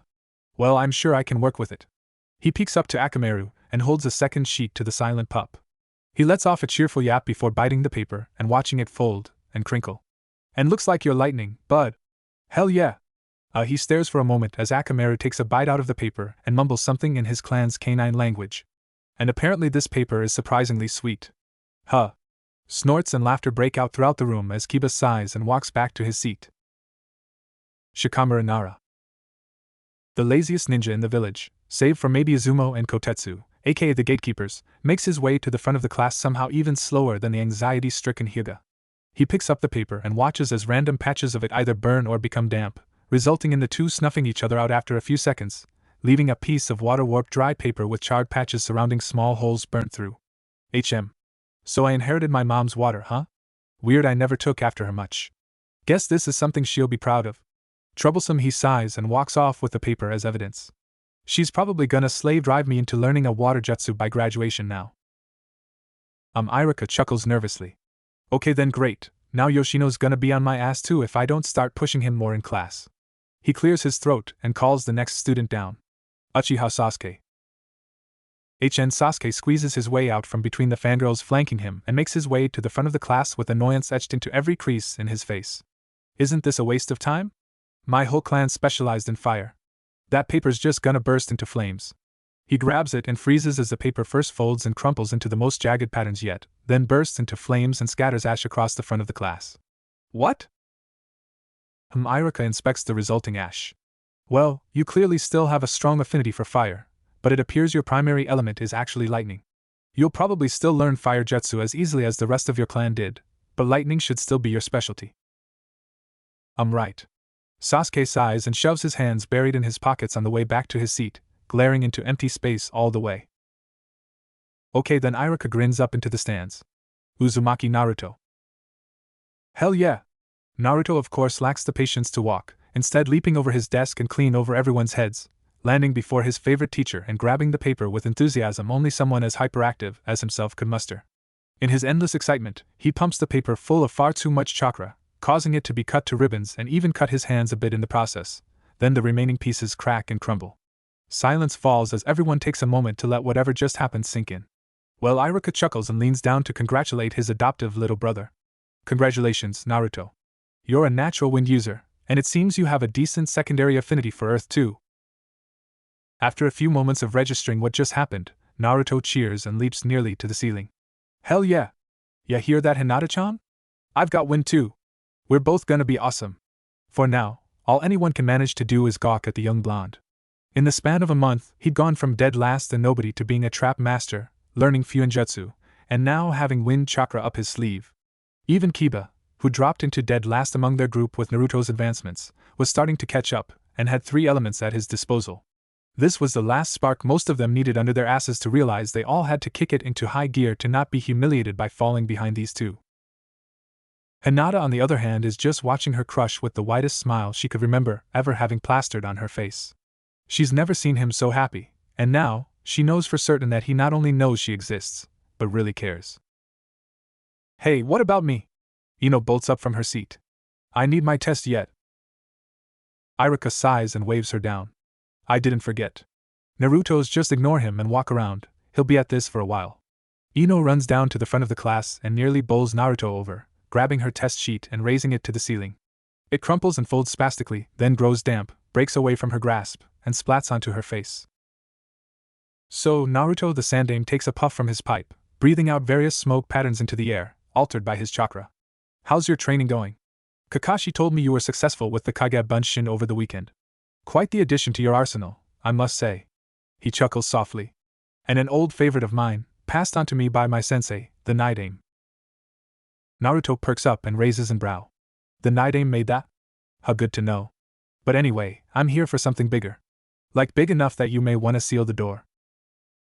Hiruzen narrows his eyes for a moment, but nods and uses a quick half-hand sign to seal and soundproof the room. That's quite the statement, Naruto. What do you have to speak of that's so confidential? He smirks and crosses his arms, left foot propped up on his right knee. Well, you might want to know that the Kyuubi says you're one of the few people to earn his respect without making him want to eat you. Sarutobi Hiruzen rubs at the bridge of his nose, then reaches into the top left drawer of his desk, retrieving a small sample of a dried medicinal herb for his pipe. Well, many people wouldn't call it medicinal, but at his age, stress is potentially fatal. In his case, it is medicinal. Should have done something to that furry orange bastard's tongue before Minato sealed him. So how long have you known then? Naruto leans back in his chair, staring at the ceiling. 3 days now? It was the night Kakashi-sensei taught me the Kage Bunshin no Jutsu. He rolls his eyes. Apparently, he saw chakra exhaustion as a good way to put me under and get my attention. The old monkey lights his pipe with a quick application of fire chakra and takes a puff. Sounds about right. That seal is a fine piece of work, the likes of which even my best student couldn't reproduce, but there's still notable flaws. The blonde scratches his head. Yeah, I tried studying it with a clone, but what little sealing knowledge I have so far isn't half as much as I'd need to understand even the smallest pieces of this seal. So what weaknesses do you know, then? Well, let's see. He blows out a ring of smoke, reshaping it into an Uzumaki clan spiral with pure chakra control.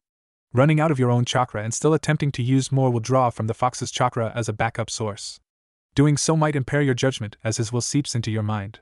Secondly, heightened states of emotion can draw upon it, namely rage, hate, potentially sorrow, or even fear. That's all a side effect of the seal's function to leak bits of its chakra into your system at a constant rate to help you acclimate to it. Naruto pulls a notebook from his pocket and jots down a few things. Okay, so what about not telling me for so long? He gives the elderly leader a half-lidded, half-hearted glare. Hiruzen falls silent for a few moments, then sighs and hangs his head. I may be Hokage, but my power is not absolute. The fact of what you are makes you a prime target for our enemies, should news escape the village. If IWA especially found out, you would have been dead within a few weeks. Besides that, I decided it would be best for you to grow up knowing you had a choice to become a ninja, rather than feeling it's your duty as a Jinchuriki. So, to maintain as much normalcy as possible, I forbade anyone to speak of your condition. He grumbles.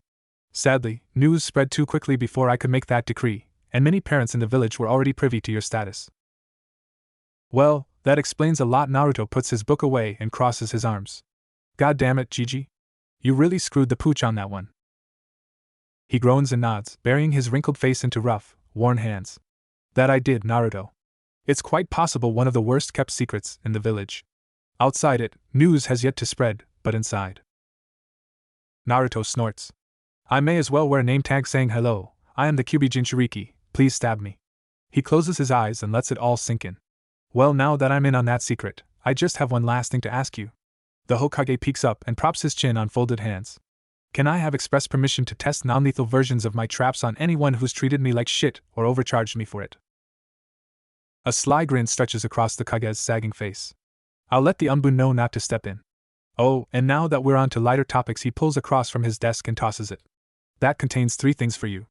The next volume on sealing, Yoko's Niken license, and the directions for applying the seal that identifies her as one. Naruto looks through the scroll for a moment, then smiles and nods. I'll get right on it then. Thanks, Gigi. He rushes out of the room and nearly jumped down the entire flight of stairs, leaving Hiruzen behind seemingly alone.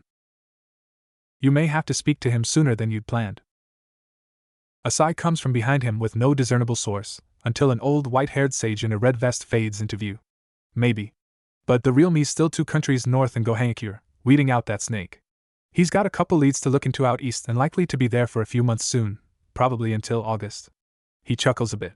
So hey, when the run passes and gets AC rank, try and send him out that way. Hiruzen nods. I certainly will, if the chance arises. For now, I believe you're almost out of chakra. Best release yourself so you have enough left to get everything you just heard and said to the original. Yeah, I'm going. Catch you later, sensei. A quick pop and a puff of smoke alerts him to the disappearance of Jiraiya clone. For now, the old Kage has much to think about. The following weekend was pure mayhem. 10 different grocers discovered that their produce had been rigged with small explosives, splattering their halls and walls with various impromptu smoothies. Any attempts to disarm them was met with a new uniform that would match their latest fruity decor. A few ninja tool and weapon stores would find their doors, walls, and displays all plastered with posters advertising a sale over at Higurashi Outfitters. Of course, the owners who discovered the posters immediately tried to remove them, but they were glued down rather securely. Upon attempting to use a kunai or other sharp tools to remove them, a foul-smelling gas and powder mixture would release from beneath each poster. All of those stores became too rancid for any customers to consider, and the offer of Higurashi's sale was too good to pass up. A certain bun-haired kunoichi was left wondering if she should track down this prankster and pay them for their patronage. After Tenten had done just that and even thrown in a free set of basic tools and weapons, Naruto knew just where to take this cash. No, not at Chiraka's, as he had a much more entertaining meal in mind. A few bills in some guards' pockets, and the next day, some of Konoha's prisoners in the local station built into the cliffside north of the monument would find their meals to have an odd aftertaste, followed soon after by a constant itching in their throats and eventual diarrhea. It was such an odd coincidence that all of them happened to be former academy teachers. And for his last trick, he decided to get a leg up on the worst group at the academy, as well as on a certain raven-haired prick's good side. The entire OSFC, official Sasuke fan club, received letters informing them that a generous benefactor had discovered a secret training ground that the Uchiha would be using the next day. It contained a small waterfall and stream through some relatively rocky terrain, perfect for training to handle odd-angled attacks and uneven terrain. In this case, he said the Uchiha would be testing his ability to maintain a fire jutsu against water and overpower it. Just the kind of hype that the fangirls would buy into. When they arrived, they were treated to the sight of a shirtless Sasuke meditating beneath the waterfall. They all watched from afar for a few moments, and as soon as Naruto was certain they were all gathered, his clone changed its henge from a shirtless Sasuke to a speedo-wearing, oily, fat version of Elder Hamura. This clone proceeded to dance for the girls with his tongue rolling out as they all took off screaming and gagging. What none of the fangirls had realized was he had clones in the trees taking photos of every moment of their horrified expressions and desperate attempts to escape, which were handed off to Sasuke as payment. He cherished them for years. There were two particular girls out of the victims of that prank that began to wonder just how she had fallen for it. One of them was seated on a bench just outside her favorite dango shop. She always had quite the sweet tooth, but it's been ages since she's indulged in her pursuit of a perfect body. Right now, she just needed comfort food to help her think over her latest plight. Sakura knew that she had clearly been fooled by not one, but two henges, and a lie that if she'd stopped thinking about Sasuke for 2 seconds, she would have noticed immediately. What she received for her failure was humiliation and nightmares of that whole event for the week since. She knew well enough that it was Naruto's fault, as he was the only prankster with that sort of talent and devotion to the art in the entire village.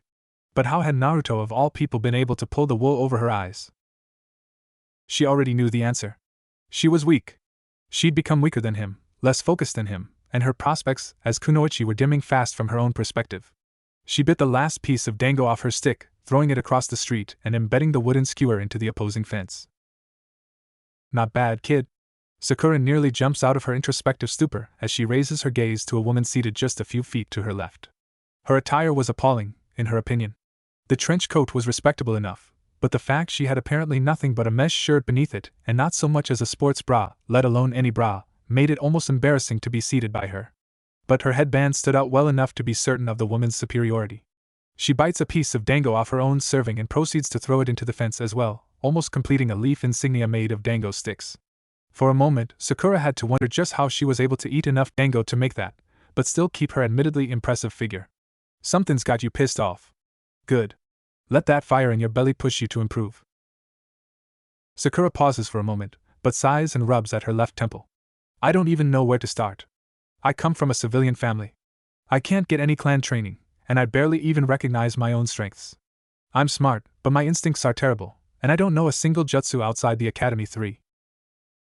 The purple-haired kunoichi leans back against the wood paneling on the store's front and crosses her arms behind her head. Well, that's not giving me much to go off of, brat. Can't excel if you can't recognize your own skills, and just pointing out weaknesses makes you sound like a whiny bitch. Hey! If you've got the drive to complain about that, try to change my mind. Once again, Sakura is dumbstruck. She falls silent and takes a few moments to think over everything she remembers Irika-sensei saying about her. Well, my chakra control is apparently the best in the class, and I'm a balanced water and earth chakra user, though I haven't trained in either. Well, that's plenty to start with. Enko grins and finishes her last bit of dango, finishing the center of the spiral on her makeshift Konoha symbol with its stick. You're lucky you found me in a good mood, kid. I'm best friends with someone who's great with genjutsu, and she even happens to have a water affinity. She stands and stretches, nearly exposing her ample assets in the process, but somehow her coat manages to keep her legally decent. Turns out, that's actually part of a chakra control exercise she uses to keep her coat attached to her chest at all times. She'll find you. Kind of impossible to miss that hair. Just keep an eye out for red eyes, and you won't miss her either. Enko walks off with a usual sadistic smile. I'm sure we'll meet again, Pinky. Kick some ass out there. Prove Kunoichi can kick just as much ass as the best of the boys. Sakura could only watch in shock as she left, but soon, her eyes narrowed and her will became steel. A fire was lit in her heart that boiled her water chakra. Her inner self was already on a verbal self-aggrandizing tirade of epic proportions. Ino, on the other hand, was already hard at work. Her nose was buried deep in a neuropsychology textbook she'd taken from her father's study, agonizingly memorizing every detail she could. Beside her was another scroll on lightning chakra application theories. She didn't hear her father enter, looking for the book and scroll she had taken without permission. She didn't hear him leave either, with a smile on his face as he considered the potential his daughter has just stumbled upon. For once, her impulsiveness paid off, and he couldn't bring himself to berate her for seeking to better herself, especially in such a surprising manner as this. For some time, he had been worried about her career as a kunoichi. Now, he felt he had little to fear at all, besides whatever monstrous jutsu she would develop. Shikamaru sat in a meditative state on his back porch, a leaf in his hand. Any civilians to see him would just consider it his usual laziness, but Shikaku and Yoshino Nara know better. Beside him were scrolls on both fire and water chakra theory, so either of them could be certain which element he was attempting to influence the leaf with. Would it burn to ashes in his hand, or saturate with dew and drip? There was nothing thus far, but neither of them expected any progress very soon. Elemental composition training is always a taxing process. What neither of them knew was that he was currently sitting on the evidence of his success, one burnt leaf and one wet leaf now stuck to his ass, while he used this opportunity to nap. Shikaku suspected it, but he loved the brilliance too much to spoil it. The other recognized genius of the class was finding himself a bit hard of breathing. He takes a moment to test his hands, flexing them and finding them to feel the muscles beneath in motion. With it, he felt his newest hive respond with a gentle buzzing. Settle down. I know, you are not yet acclimated to your new diets. Rest assured, you will thrive with it. He clenches his fist and feels a current run through his arm. As will I. Off to Shino's left, Shibi Aburame takes notes of the chakra reactions his own Kikeichu are reporting. Fascinating. With a few hundred short-lived generations, maybe as little as a year, you may even produce an entire new subspecies. The Hyuga heiress was similarly exhausted. Small cuts and chakra burns littered her hands, and the rest of her body was lightly bruised and sore in many places, but she stood over her downed foe with a confidence she could only recall ever feeling in the moment Naruto praised her for their shared wind affinity. It was this reason that she chose to experiment with this element first, but it did not come easily. And yet, the fruits of her labor now kneel before her. A Hyuga assigned by her father as her sparring partner for the day, holding a cut on his calf. He'd never seen this attack coming. It wasn't the Jukin. Their clan style was far more direct, but she had ducked under a strike towards her right shoulder, around his left, spun on her toes mid-fall, and swung a strike at his calf partially composed of wind chakra. And her father had witnessed it all with his Byakugan. The veins in his face twitched as he took in the fine details, and although he did not smile, the faintest of twitches in his lips was enough for Hinata to see not only his surprise, but pride. Sasuke's eyes burned with an all-too-familiar pride and passion. If lightning was the element he'd been handed, then he would strike like lightning itself, while the iron is still hot. If he could excel so much with fire when it was his secondary element, then he would find his grasp on lightning by the time he graduated. It was slow going so far. His eyes and hands burned. When he had finally gotten an electrical charge through his leaf, lighting its veins, he had overcharged it and nearly blinded himself. When the spots had cleared, he burned through the entire pile of leaves he'd collected for his training in just over an hour. Once again, his skills as a ninjutsu prodigy were proven unabashedly true. All that was left was to scour his clan's library for his first lightning jutsu. Chusa Akimichi was beaming at his son across the dinner table. His appetite had been worked to an all-time high, tearing through the meal with a ravenous fervor the likes of which he hadn't seen in years, but he couldn't blame the boy at all, especially with the results they achieved. Earth was a very natural element for their family, but he was taking to it quite early. Of course, the reason for that was partly due to an odd old convention of Konoha. The high concentration of fire-aligned shinobi in this village led to efforts to delay elemental training until students were more mature, as it tended to result in frequent fires across town, until they removed it from the academy curriculum. Now, only those that passed the academy and were awarded their headbands were usually taught to wield their elements at such an age, unless their clans or a tutor or sorts aided them. Of course, Chuji only received the best from Chusa. If his son had the drive to learn something, he would damn well teach him. The trench dug through their backyard was testament enough to the results, and his son's motivation.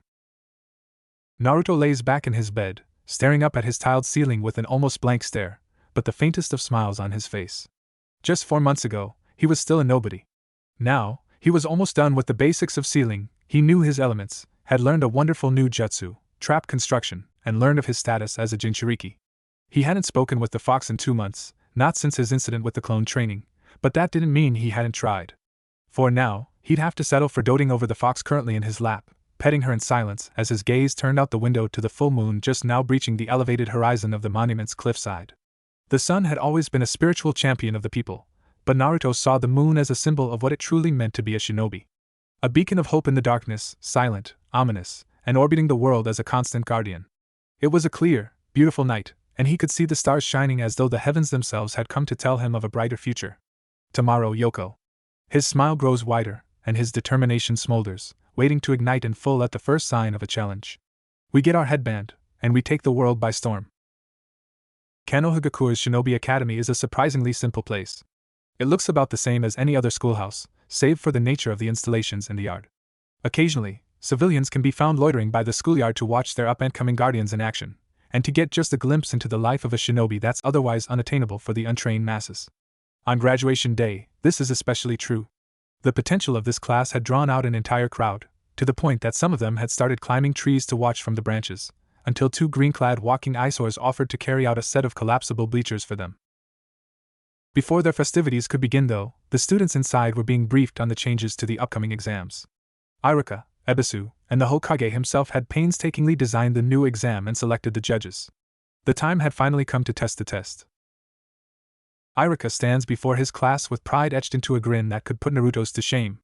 In the past few months, his students had become more lively and attentive than ever, and even on a day as serious as this, it showed. Naruto kept Yoko deep in his jacket, with her head poking out beneath his chin and half asleep. When he raised an eyebrow at the lazy fox putting Akamaru and Shikamaru to shame, she stuck her tongue out at him and left it there. He couldn't help but wonder how she could sleep so peacefully with Naruto in the middle of frantically scrawling another seal while attempting to explain it to 2 surrounding students watching with varying degrees of fascination. Shino was his usual stoic self, but as a seasoned teacher, he could tell by Shino's repeated adjustment of his glasses that he was enwrapped by the impromptu lecture. Sakura on the other hand appeared to occasionally stop Naruto and ask a few questions regarding the applications of certain radicals in the seal structure. At the moment, he seemed to be in the middle of an anecdote regarding some accidents he had with sealing various liquids without containers when using a simple water seal. Considering what he had heard through the grapevine of Sakura's training, he had no doubt she was asking for the sake of mediums and shortcuts to her new jutsu. Nearby, Sasuke seemed to be repeatedly charging a leaf he's pinned to the table with one finger full of lightning chakra, causing it to twitch and crinkle. In his right hand, he holds a textbook on neurology. Ino appears to be stealing glances at it occasionally, seeming wary of Sasuke's 2 choices of study, but not disapproving. Surprisingly, Ino happened to have several leaves stuck to various parts of her body, attached purely by chakra. Hinata provides a few pointers in regards to channeling chakra to places besides the hands, mouth, and feet, something many shinobi are very unfamiliar with. Although, Iruka isn't so sure Hinata should be familiar with this so soon either. As best he recalls, he's never seen a Hyuga use Kaiten before reaching Chunin. Kiba in the meantime was leaning back in his seat with his feet up on the desk, bragging away to Chuji about some hunting tactics he's developed, which the portly young man appraised, while Shikamaru just behind Kiba would criticize and evaluate, much to Kiba's chagrin. As he listened, Chuji was digging into a hot, steaming bowl of miso soup, but how did it get so hot in the middle of a classroom without a microwave or oven anywhere nearby? Shikamaru of course was just as disinterested as usual, but his hands were bandaged, and a few burns were still visible on his fingertips every time he raised his arms. Iruka already knew they would all pass with flying colors. He was certain of it. This generation of shinobi would be the most promising and capable since the Shodame's era. But today is the first step. It's his job to make sure they can take the leap into active duty. All right. Iruka calls out, silencing the room. There's a change of plans for today's exam. Recently, the entire exam was rebuilt from the ground up. Rather than requiring a certain proficiency in each area, we will be grading your skills in all areas based on level of proficiency compared to active duty shinobi. Those collective skill grades will then be combined to see your official skill rating compared to active genin and records of prior students.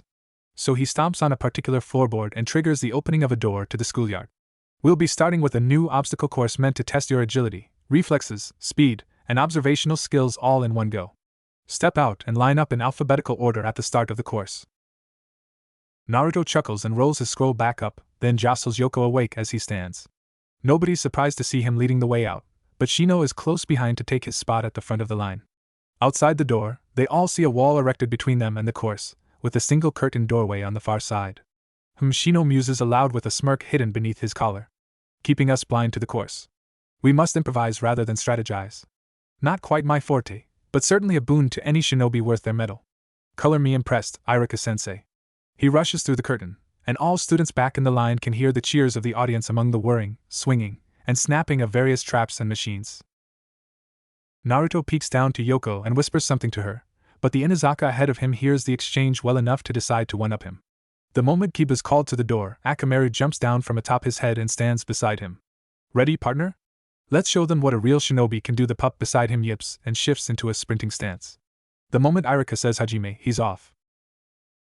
The first thing he sees on the other side of the door is a tar pit trap. He and Akamaru leap clean over it with ease, not even needing the rafters placed above to clear it. He could tell at a glance that one of them was false and would fall right into the tar once he put his weight on it anyway. Once across the tar pit, the floor was apparently dusted with something quite slippery, possibly a lot of chalk dust, forcing him to slide towards a series of spinning posts and swinging bars of various lengths at him. He ducks low and under the first, then jumps into a low aerial roll parallel to the ground to slip between the next two. He thrusts his right foot into the ground to push himself over the last set of them, flipping over it, and landing on his hands on the other side. He then kicks Akamaru up and over the wall ahead of them, before pushing off the ground and vaulting over it himself. On the other side of the wall, he finds himself falling towards another much smaller tar pit trap. He and Akamaru kick off the wall they just leapt over to propel themselves over it, then roll under a door closing on the other side. As it closes, he can see that there was another route over the now closed door that would have taken him another 5 seconds to get through a series of hanging platforms and branches. He scoffs and walks across the finish line with a grin. Best time yet, right? The 3 judges off to the side of the track nod, one very eager Nara Yoshino raising a card with a 10 on it. The violet Kunoichi beside her levels an unenthused stare at her before giving Kiba a thumbs up, while choosing to ignore the young man's attention being drawn to her less than decent attire. Ebisu adjusts his shades and makes a few notes on his grading sheet, remaining silent and professional. The various other attempts are mostly impressive, but none quite compared to Kiba's. His combination of reflex, instinct, speed, and strength is the perfect setup for a gauntlet of that nature. Shino took it almost leisurely, but with fine control of his actions, struggling most with the second tar pit past the wall and having to hang from the top of it for a moment. Chuji was the second slowest, but he managed to prove his strength by getting clean over both the pits without having to use the climbing mechanisms and lacking Kiba's aerial expertise. Ino ended up being third slowest, but her acrobatics through the rafters were clearly showing off a bit. Hinata, on the other hand, didn't need to show off, those motions were natural and faster to her. Sakura was a bit faster than Ino, but was nearly hit during the second stage. Naruto, Sasuke, and Hinata were the only ones besides Kiba fast to get through the gate before it closed and not have to take the overhead route, although ironically, Naruto took the overhead route instead of the gate, with Yoko taking the low path through the gate as it closed. Shikamaru of course took it easy and completed it as casually as possible, and managed to show off his chakra control by already getting over the wall with the wall walking technique, although the judges had noticed a few others using it more subtly in the midst of faster and more practical traversal. As soon as Ino steps across the finish line, panting softly and glaring at the sadist in the judges' box, Irika directs them all to the series of targets set up ahead of them. There's 20 targets in total, some at odd angles, and a few on tracks to keep the in motion. Alright, students. I'm sure you're all astute enough to get the gist of this one. So, everyone line up to throw. Hinata smirks as she takes up her tools. Ever since taking up her wind and water chakra training, she's found it far easier to use these tools, and only getting easier. She peeks ahead to the front of the line and finds Shino getting sneaky with applying a few kikeichu to each kunai and using them to course correct mid-flight, earning himself far better scores than earlier in the year. His bugs weren't perfect, but they narrowed his margin of error considerably enough. Chuji had some of the worst aim there, but his kunai were buried a bit deeper. No performances really stood out until Hinata began to fling her kunai and shuriken in rapid succession, her aim near flawless, only managing to miss the bullseye on 2 of the moving targets. Kiba and Shikamaru haven't improved much in this field, although Shika's aim was never bad to begin with. Naruto's improved a bit, Sasuke excels as always, but oddly enough, Ino gets marks that almost catch up to the Digitsu heirs. With the last few results jotted down, Irika nods and waves everyone back inside. Okay, time for the written test, then a surprise final round of the exam. So far, I'm expecting most of you will have no problems passing. Naruto smirks as he leads the way back in, knowing everyone's watching his back. He had always excelled more in the physical aspects of being a shinobi, so they knew he'd do well enough in this part, but none of them knew what to expect of his intellectual grade. Of course, none of them knew of a little binge reading trick he learned. Clones make learning so much fun. So what do you think of them now? At the back of the civilian crowd that had been watching the students through this phase of the exam, now beginning to split up, two hinged shinobi discuss the results in the shade of a tree. One's voice is aged and stern, and the other, smooth and casual. Well, the casual one chuckles to himself. The trend of setting the rookie and the dead last on the same team will have to be broken. There are no dead lasts here. I still intend to have the previous suspected team under my wing though. Considering how quickly Naruto is growing, I say we should be a bit more honest with him. He knows about the fox already, and he's stayed silent on the matter and taken it in stride. He already has his father's book. It's only a matter of time before he starts piecing it together himself at this rate. The elder nods and lights a cigarette with fire chakra from his thumb. Maybe I have plans to have him meet Jiraiya as soon as he can receive a C rank mission outside the village. If you are indeed his sensei, you will be present for it. The sensei, the student, and the son all together. I wish I could be there to witness it. You could always send a clone. Why the hell didn't I think of that? Shikamaru had been asleep at his desk less than a third of the way into their allotted time for the written test. Of course, nobody was surprised by this in the slightest. Soon after followed Sakura, Shino, and Ino. Hinata and Sasuke completed it just past the halfway mark, and Naruto happened to finish about 10 minutes before Kiba, and almost at the same time as Chuji. The moment it was completed, and ahead of schedule to Irika's surprise, he gathered them and stood beside the door to the hallway. Excellent work, everyone. Now, while these are graded, we'll move on to the final portion of the exam. This time, rather than testing the basic 3 Academy Jutsu, we'll be performing mock battles. You all will be challenged by assigned Chunin to test your combat capabilities and rate you accordingly. These battles will be in enclosed, uniform spaces prepared in a training ground nearby. You'll report to your assigned room, and the battle will begin. You may all bring whatever tools you wish, and you have 1 hour to gather your supplies and report back to Training Ground 24 for the final exam. Dismissed. Hi! A few students break off from their seats and split up to prepare. Naruto lounges back in his seat and peeks over to Shikamaru, who has gone back to sleep already. Hinata, on the other hand, appears to be fidgeting slightly in her seat. Even for someone as oblivious as Naruto, her anxiety is as clear as day. He has no hesitation in getting up and climbing the stairs to her seat. What's got you so worried, Hinata?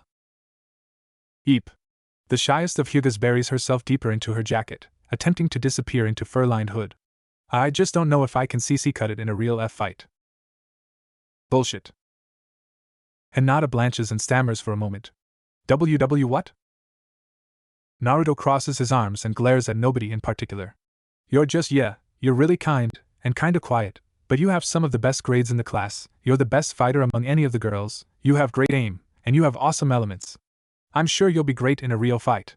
You just gotta find something to drive you to give it your all, you know? Something that gets you fired up. Hinata stares in slack-jawed awe through his entire rant, then blushes down to her shoulders as she looks away. Maybe. I guess I just need to think about what that is. Naruto flashes his signature ear-to-ear grin. I'm sure you'll figure it out. You probably already know, you just gotta let it hit you at the right time. Off to the side, Shika groans quietly and twitches. Really, Naruto? How are you so damn oblivious? The time had finally come. Naruto wandered along the walls of a wooden structure erected in the middle of Training Ground 24. The wood was unpainted and plain, but somehow seemed to still be alive, despite its unnatural shape. Eventually, he stops at door 9, finding that a bit ironic. Maybe it's on purpose. Either way, he knew his final roadblock between the academy and his headband stood just beyond it. As directed, he pushed the door open and wandered into a very dimly lit room. Inside, he finds the silhouette of a single man standing across from him. He cracks his knuckles and scoffs. So, you ready to get your ass beat? A shockingly familiar voice muses back to him. Beat my ass, huh? Yeah, if hadn't trained so much for this, maybe you could have. The lights flicker on overhead, and the smiling face of his favorite sensei greets him. But I've been working on polishing my skills for this day, Naruto. You deserve no less than my best. Naruto gapes and stumbles. Irika-sensei? You're really my opponent? At first, Iruka raises a brow and tilts his head at his student's reaction, worried about his willingness to risk harm to someone too precious to him. That is, until Naruto's face is consumed in an almost sadistic, confident grin. I didn't know I wanted to fight you so bad until it hit me just now. I want to see just what you've got, sensei. And how I measure up. Iruka matches his favorite student's smile, and draws one of the blunted kunai. Good. But before we start this, I have a request. HM? Naruto slowly shifts into a combat stance. What would that be? Don't hold anything back, and whoever loses must accept an undeniable command, as long as it's not illegal or immoral. Iruka-sensei, you're even cooler than I thought. You're on. He rushes into strike, taking his classic headstrong frontal approach from his earliest academy days. Iruka sighs and lowers his crossed arms, then swings a kick for Naruto's jaw as he closes in. Suddenly, Naruto's speed doubles and he rushes past the kick for a clean punch to Iruka's ribs. He cringes and ducks back, hand-standing and swinging both legs up into Naruto to force him off. In doing so, Yoko is thrown from his jacket and lands on Iruka's left leg, clawing and gnawing at it. Gah! Iruka quickly flips back and drives his captured shin into the floor, forcing a yelp out of the fox and loosening her grip, allowing him to roll aside and kick her off just as Naruto comes down to stomp at the same spot in his ribs where he'd taken that first punch. Once up, he backflips away and inspects his leg wounds. That was pretty good. I didn't expect you to be that fast. It was like you started with training weights on gravity seals, right? Naruto chuckles and hops around a bit to test himself. Yep. Took me a while to get him down. Figured you'd get it quickly, considering you saw me writing them in class and failing. Upside is, I figured out how I screwed it up to dent the desk when I made it, then found a new use for them. Iruka blanches at that. You've got to be shitting me. He groans and uprights himself. Fine then. I'll have to use more than the basics. He ducks Yoko's attempt at leaping onto his head from behind, then grabs her as she passes and flings her towards Naruto as he approaches, forcing him to catch her. As she flies, he cycles through the Ryo, Tora, and Yu hand signs. Sway-tun, Miserepa. He unleashes a powerful water stream from his mouth, blasting them both and forcing them to skid back, with Yoko taking the brunt of the blast. As it ends, Naruto huffs, drops the fox, and it bursts into smoke. His eyes widen as the smoke fills the room. A fox-shaped smoke bomb? What the hell? How did you even teach her the kawarimi? Oh, I didn't. He chuckles as the room is filled with the sound of various smoky explosions. Iruka's eyes narrow as he detects exactly what's waiting for him in the smoke. Remember, I trained with the Inazaka. I learned to walk like a fox, act like a fox, and think like a fox. That was never Yoko. As the smoke clears, Iruka finds himself surrounded by 50 clones, one of them towards the front wearing a shit-eating grin, as Yoko pokes her head out from the back of his jacket, over his shoulder. You were always good at picking up on my henges, but you never expected me to henge into myself with a passenger, did ya? All I had to do was make a clone behind me while Yoko had you distracted with your leg. When you kicked her aside, I replaced her with a clone henged into her, and henged the two of us to hide the hunchback in my jacket. Iruka stares, bewildered, but sighs and closes his eyes. Not bad, Naruto. I guess it's a good thing I learned this one then. Just as the clones rush him, he begins to duck and weave between them, apparently not needing to see them to detect where they are. It's taxing, but he knows this won't be a drawn-out battle either way. Naruto's already proven himself, but this is personal now. He ducks the first few clones as their uncoordinated attacks run into each other, and they disperse themselves. As his hands work on new hand signs, his left leg lunges out to catch 2 clones who attempt to attack low. A tenth of them are already down, and 2 more soon follow as he jumps into a scissor kick. Upon landing, he finishes a set of Tora, Yu, Inu, Ushi, and Uma. Swayed and he slams his hands into the floor. Rigera Miserepa. A blast of pressurized water shoots out in all directions, catching most of the clones, missing only 4 who were just far enough to leap out of range, and popping them all. Yoko had been stalking about among them to approach and took a hit as well, leaving her limping about at the edge of the jutsu's radius. But Naruto is nowhere to be seen. Iruka hums and muses to himself as he wonders where the boy could be. Let me see. He turns and links shuriken into all the remaining clones, then throws a kunai into a nearby wall, forcing Naruto to leap out from behind the genjutsu camouflage tarp. He knew Naruto couldn't have learned the genjutsu for the professional version of that, or had prep time to mimic that specific wall, so you have seals on the other side of that one that make it blend in automatically, don't you? Yep. Naruto chuckles, seeming a bit winded. That'd be right. That took me over a month to figure out once I got the idea. Iruka pants and smirks. You never cease to amaze, Naruto. Alright, one last round. This is where it ends. He takes the offensive this time, charging Naruto far faster than he had expected, exceeding his own speed once the seals were turned off. He feigns running to Naruto's left for a moment, but follows it up with a leap and a spin kick to the back of Naruto's head. When he manages to barely block in time, he kicks off Naruto's forearm and backflips, forcing the student to the ground with the force of his kick. Once in the air, he fires another Mizurepa at Yoko as she attempts to approach. Back on his feet, he charges Naruto as he scrambles to his feet, but Iruka releases a second water jutsu at Naruto's feet. Suetun, Tsurutsuru Hidoro. He'd have to thank Izumo for the pointers on this one. The slime slipped Naruto up and kept him off his feet, allowing Iruka to close the gap and hold his kunai to his student's throat. Hey, good work, Naruto. But as usual, you bit off a bit more than you can chew. Naruto's slack-jawed stare maintains silence between them for a few moments, until he can manage to gather his thoughts and smile. I always knew you were awesome, sensei. I may have lost, but I'm glad I finally got to see just how awesome you really are away from that desk. Iruka smiles and stashes his kunai, then offers Naruto a hand and helps him to his feet. He slips for a few moments until he's pulled out of the slime patch. You did incredibly yourself, Naruto. You didn't have to win this fight to pass, you know. You just had to prove your skills, and you did that in spades. You may have lost the battle, but you earned your headband. Naruto's eyes widen, his gape mouth soon arching into the widest smile of his life. I passed? I'm a ninja? Iruka crouches to his level and nods. You did it, Naruto. He reaches to the back of his head and unties his headband, offering it to him. And honestly, I want you to have this one. Naruto's emotional roller coaster drops to another awe-induced low. What? But he laughs softly. I was gonna ask for that as my reward for the bet if I won. I know. Iruka grins. And for my reward for the bet I want you to move in with me.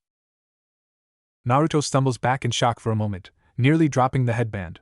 Why you really want me to do that? He nods somberly, his smile fading into one far gentler, but genuine. I should have asked a long time ago, but you were my student. I couldn't. Too much favoritism. But now as a graduate we've waited too long as it is, Naruto. If you want I can even have Hokage-sama prepare some adoption papers. Silence falls as Naruto struggles with that concept. He'd never had a family before. He'd never known anyone to truly love him. Now, he doesn't know how to react, but he knows he needs it more than he could ever say. Without a word, he rushes into Iruka's arms, holds onto him for dear life, fighting back tears of joy. Iruka gently rubs his back and gives him time to calm down. When you're ready, we'll collect your things and head home, son. Naruto nods eagerly, pulling back just enough to rub the tears off his face and look up to him. Let's go home. Iruka sighs in relief as he stands, mentally praising himself for thinking ahead and talking to the Hokage about this ahead of time. As a result, the old man handled some of the first payment on the new 2-bedroom apartment, and started forwarding Naruto's living expenses he'd managed for his prior apartment to Iruka's account. They both knew Naruto would leap at this opportunity. It wasn't even a slight gamble. As they leave, Anko watches through the one-way glass on the far end of the arena with a smile plastered on her face as well. A better fighter than I thought, a looker, and a family man. Ebisu looks to her and stares blankly. You better not make him too twisted. We need him. Naruto wakes to find himself staring at an unfamiliar faded teal ceiling. Yoko's rhythmic breathing against his side keeps him calm and grounded long enough to recall the events of the previous evening. Tears almost instantly came to his eyes. It hadn't been a dream. He actually has a real home now. After the exam, he and Iruka had gone back to Naruto's apartment to pick up all his things. It only took about 5 minutes to pack, as Naruto really didn't own much, and they didn't need to bring any of the furniture. That, and Naruto's ceiling scrolls made quick work of it. After seeing just how sparse Naruto's wardrobe was, they took a quick trip to get him a new one and a new set of professional kunai, shuriken, and other odds and ends. After that was of course an obligatory stop at Ichiraku's to celebrate before returning home. Unbeknownst to Naruto, Iruka didn't live here long. When he proposed adopting Naruto to the Hokage, the aging philanthropist offered to give them both Minato and Kushina's old apartment. For now, Iruka only knew this was once Naruto's parents' place, but was not informed of their identities. He knew already, of course. The sly grin he gave Hiruzen made that clear enough without need for words. Iruka knew Kushina and Minato well enough. Not as well as Kakashi, but enough to put the pieces together. The remainder of their night was spent helping Naruto to set his new bedroom up, and a few hours in the living room, chatting late into the night and eagerly discussing training and some of Iruka's more interesting experiences on the field before he became a teacher. A few of those stories even inspired a few more seal and trap designs, some of which left Iruka shivering at the thought of the nightmares he just helped to create. When it was finally time for Naruto to sleep, he passed out within a few minutes with a genuine smile still plastered on his face. Now waking to find it hadn't just been one of the many sweet dreams that have taunted him with the idea of a family and a home only to rip it away, Naruto couldn't possibly be more grateful. At least, he thought so until he smelled bacon. He kicked at the air and sprung straight to his feet, only to get tangled in his blanket and trip. He remains face planted on the carpet for a few moments until Yoko licks his face. Yes, good morning, Yoko. Go to. He pauses for a moment. Go to Dad. I'll catch up in a minute. That word, it's still so foreign, but so right. After hearing Yoko trot out of the room, he takes his time untangling himself, then stumbles out to the dining room in his pinstripe pajamas. If only he could have known the world-changing moment that took place here, the simple decision made right where he stands that determined so much of his life. For now, though, all that mattered to him was the man he now called his father, and his scarred face grinning down to him from beside the table as he dished out a home-cooked breakfast. Good morning, Naruto. Hope you slept well. The wind is nearly knocked out of him by another of Naruto's rare, but overpowering hugs. He stares for a moment, but sighs and smiles, kneeling down to hug him in return. He knows better than to speak and ruin this moment. Yoko steps up and circles around them, rubbing against their legs, and providing the last bit of comfort Naruto needs to feel like he's truly home. For the first time in his life, he's home. Naruto's attachment to Orange was, oddly enough, a fluke caused by his condition as a Jinchuriki and the town's reaction. It was difficult for him to get affordable clothes, so for something durable enough to withstand his training, he had to pick the cheapest option. Of course, it ended up being his Kill Me orange jumpsuit. He got attached to it pretty fast, learning to love the color and adapt it as a part of his personality. It's bold, it's confident, and it's rare to see anyone wearing it for anything but work-risk-related reasons. Thankfully, Iruka managed to convince Naruto to take up an outfit that uses it far less predominantly. Naruto stands in front of the mirror to inspect himself. His jacket's been replaced with a deep gray hoodie with burnt orange on the hem, wrists, down the middle along the zipper, and on the entire inner lining. The inside is full of dozens of pockets to easily stash scrolls over scrolls and various extra tools if the pouch on his lower back is compromised. He tops it off with khaki cargo pants, providing him with yet more pockets. His sandals are swapped for similar boots for the sake of the closed toes and stronger soles. As he's inspecting himself, Yoko leaps up into his hood and curls up there. Naruto rolls his eyes and checks that the Uzumaki symbol on his shoulder is still in place, embroidered in his new burnt orange. He knows a larger version of the same is on his back, but Yoko making his hood sag has certainly obscured it.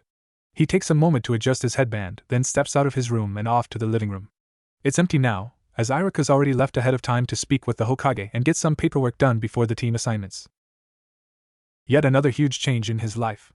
He knew it was coming, and has for a long time, but it's still so surreal, standing in a living room of what's just now become his home, missing the presence of a man he now calls Dad, about to go to his last day at the academy. It feels like his entire life has flipped in an instant, and only now is it really sinking in. But he doesn't have time to waste thinking about it now. He double-checks his pockets and locks up on his way out, stepping out through the eastern shopping district towards the academy. He shoves his hands in his pockets and struggles not to laugh as Yoko pokes her head out and sniffs at his ear, tickling him. Hey, Naruto! He turns to face a familiar bun-haired kunoichi racing up to him. Wow, that's Tenten stumbles to a stop and stares at him for a moment. That's a huge improvement. That old orange get-up was the second biggest eyesore in town. Second only to Guy's green spandex. I know, he sighs and tilts his head aside as Yoko pops out to greet her. Oh, hello, Yoko.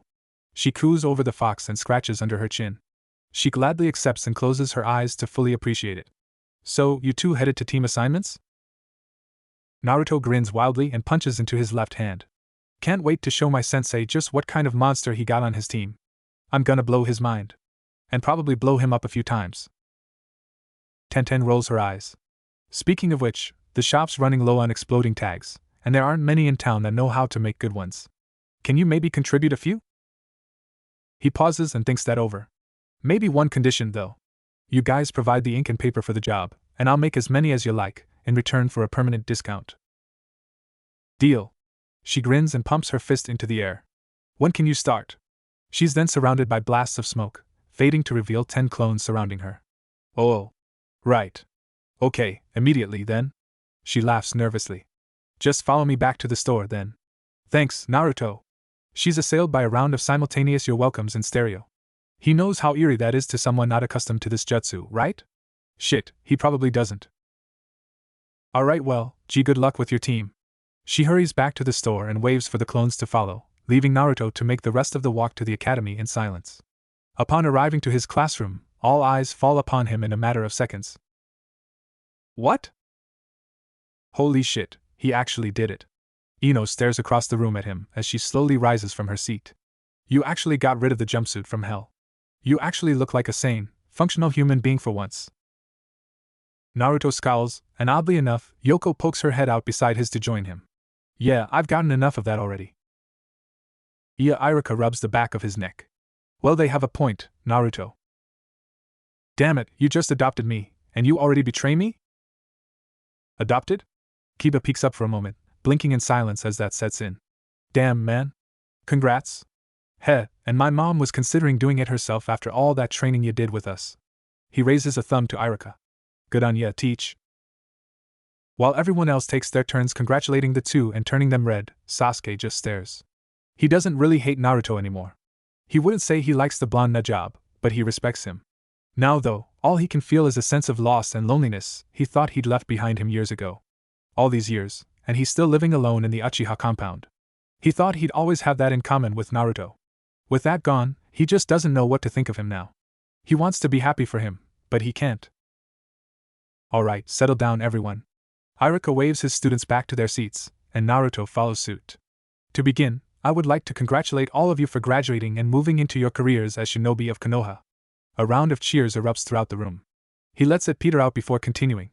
Normally, I would tell you all to not take this as permission to slack and become complacent with your current talents. With this class, I don't believe I have to. He grins. I've watched you all grow from greenhorned runts to living evidence of a bright future for our village. Your talents and demeanors command my attention more than the last few rounds of Chunin exams, and your potential is beyond what I ever could have expected. I'm sure all of you fully intend to take paths least traveled and forge your own ways to greatness. I hope to see all of you surpass me in the years to come, as now, I have nothing left to teach you. He bows to them, and in return, his students bow to him. Once he's raised himself upright again, he picks a clipboard off his desk and waves it at the graduates. As such, it's time to meet your new sensei. So, pay close attention for your name, and try to gather with your team once you've heard it. He clears his throat and gets to the list, and for now, many of them mentally check out and think about the road ahead until their names bring them to attention. Team 7 is Uzumaki Naruto. Naruto perks up and nearly leans over his desk. Harino Sakura. Sakura's brow furrows, but nobody can be certain exactly why. And Uchiha Sasuke. Three of them look to one another with a combination of apprehension and curiosity. Months ago, Sakura would have squealed, Sasuke would have barely reacted, and Naruto would have cheered over being with Sakura before lamenting the Uchiha.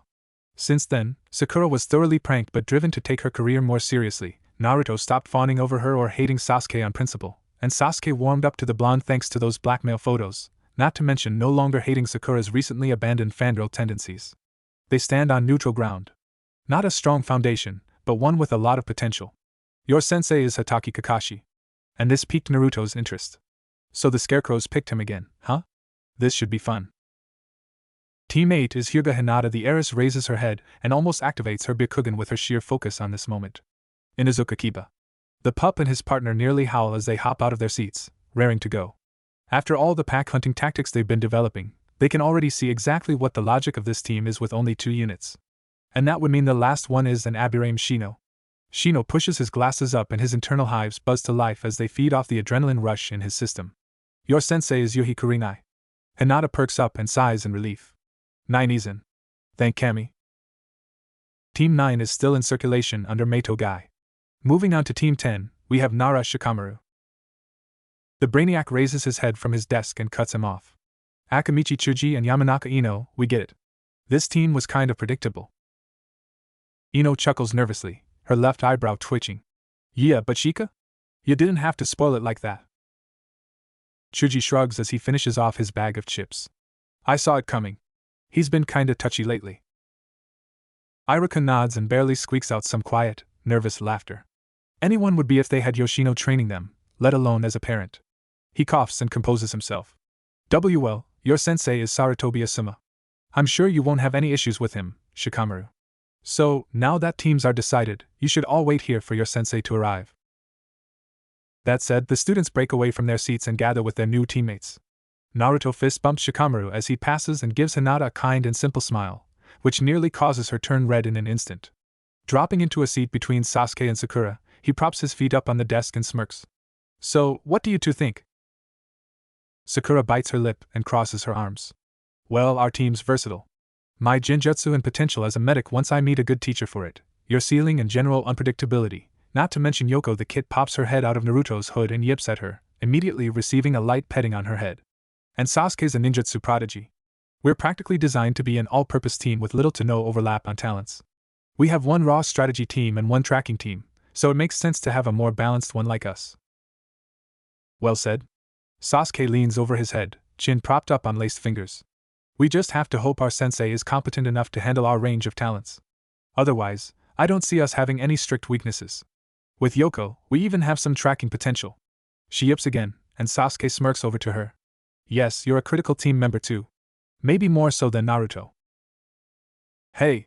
The blonde scowls, but by the twitching at the corner of his mouth, it's obviously forced. He's just glad to see Sasuke throwing jokes, if a bit condescending still. Yoko, on the other hand, turns her nose up and hops out of Naruto's hood, bounding across desks to the back. They soon hear Hinata mumbling in the usual cutesy voice to the kid, and doting over her. Naruto just rolls his eyes and smiles softly, leaving them be for now. So, now the only problem is that our sensei is Kakashi. I've worked with the guy before, and let me tell ya, real piece of work. Sakura raises an eyebrow at that, planting her elbow on her desk and propping her cheek on her fist. What do you mean by that? He's always late for everything and reads those perverted Ika books constantly, even in public. Sakura cringes, and her right eye begins to twitch. Sasuke, you know fire jutsu, right? Burn the books, got it. Team 8. A woman with deep red eyes and flowing, luscious black hair calls from the door. If not for the lack of tomo in her eyes, Sasuke could have sworn he was looking at someone of his own clan. Maybe there's some kind of distant relation. Not implausible. Her sense of fashion is a little flashier than his clan ever had, though. That dress almost looks like it's made of bandages. Hinata nearly runs down the stairs to meet with her sensei, with Kiba right behind her and Shino taking his time.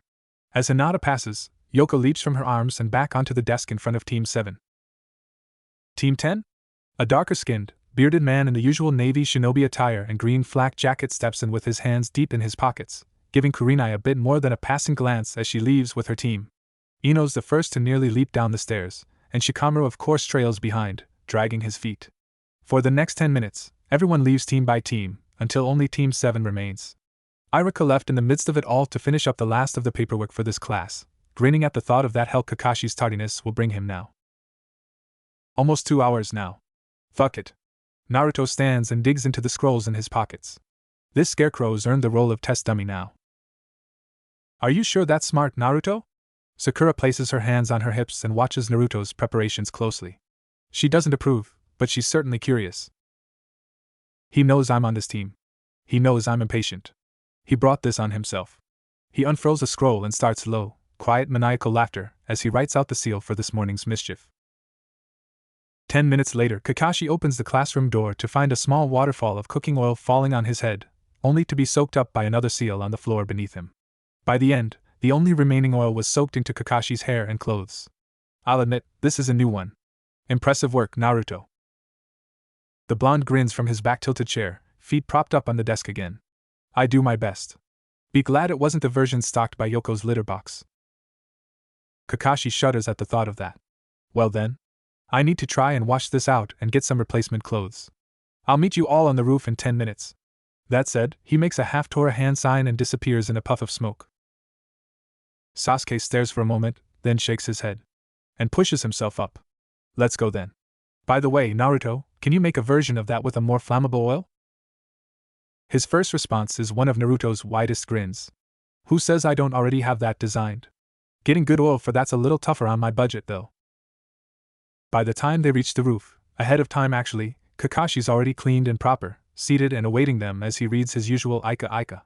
He waves them to the seats, and only puts the book away once they've all gathered. Well, I suppose we should start with introductions.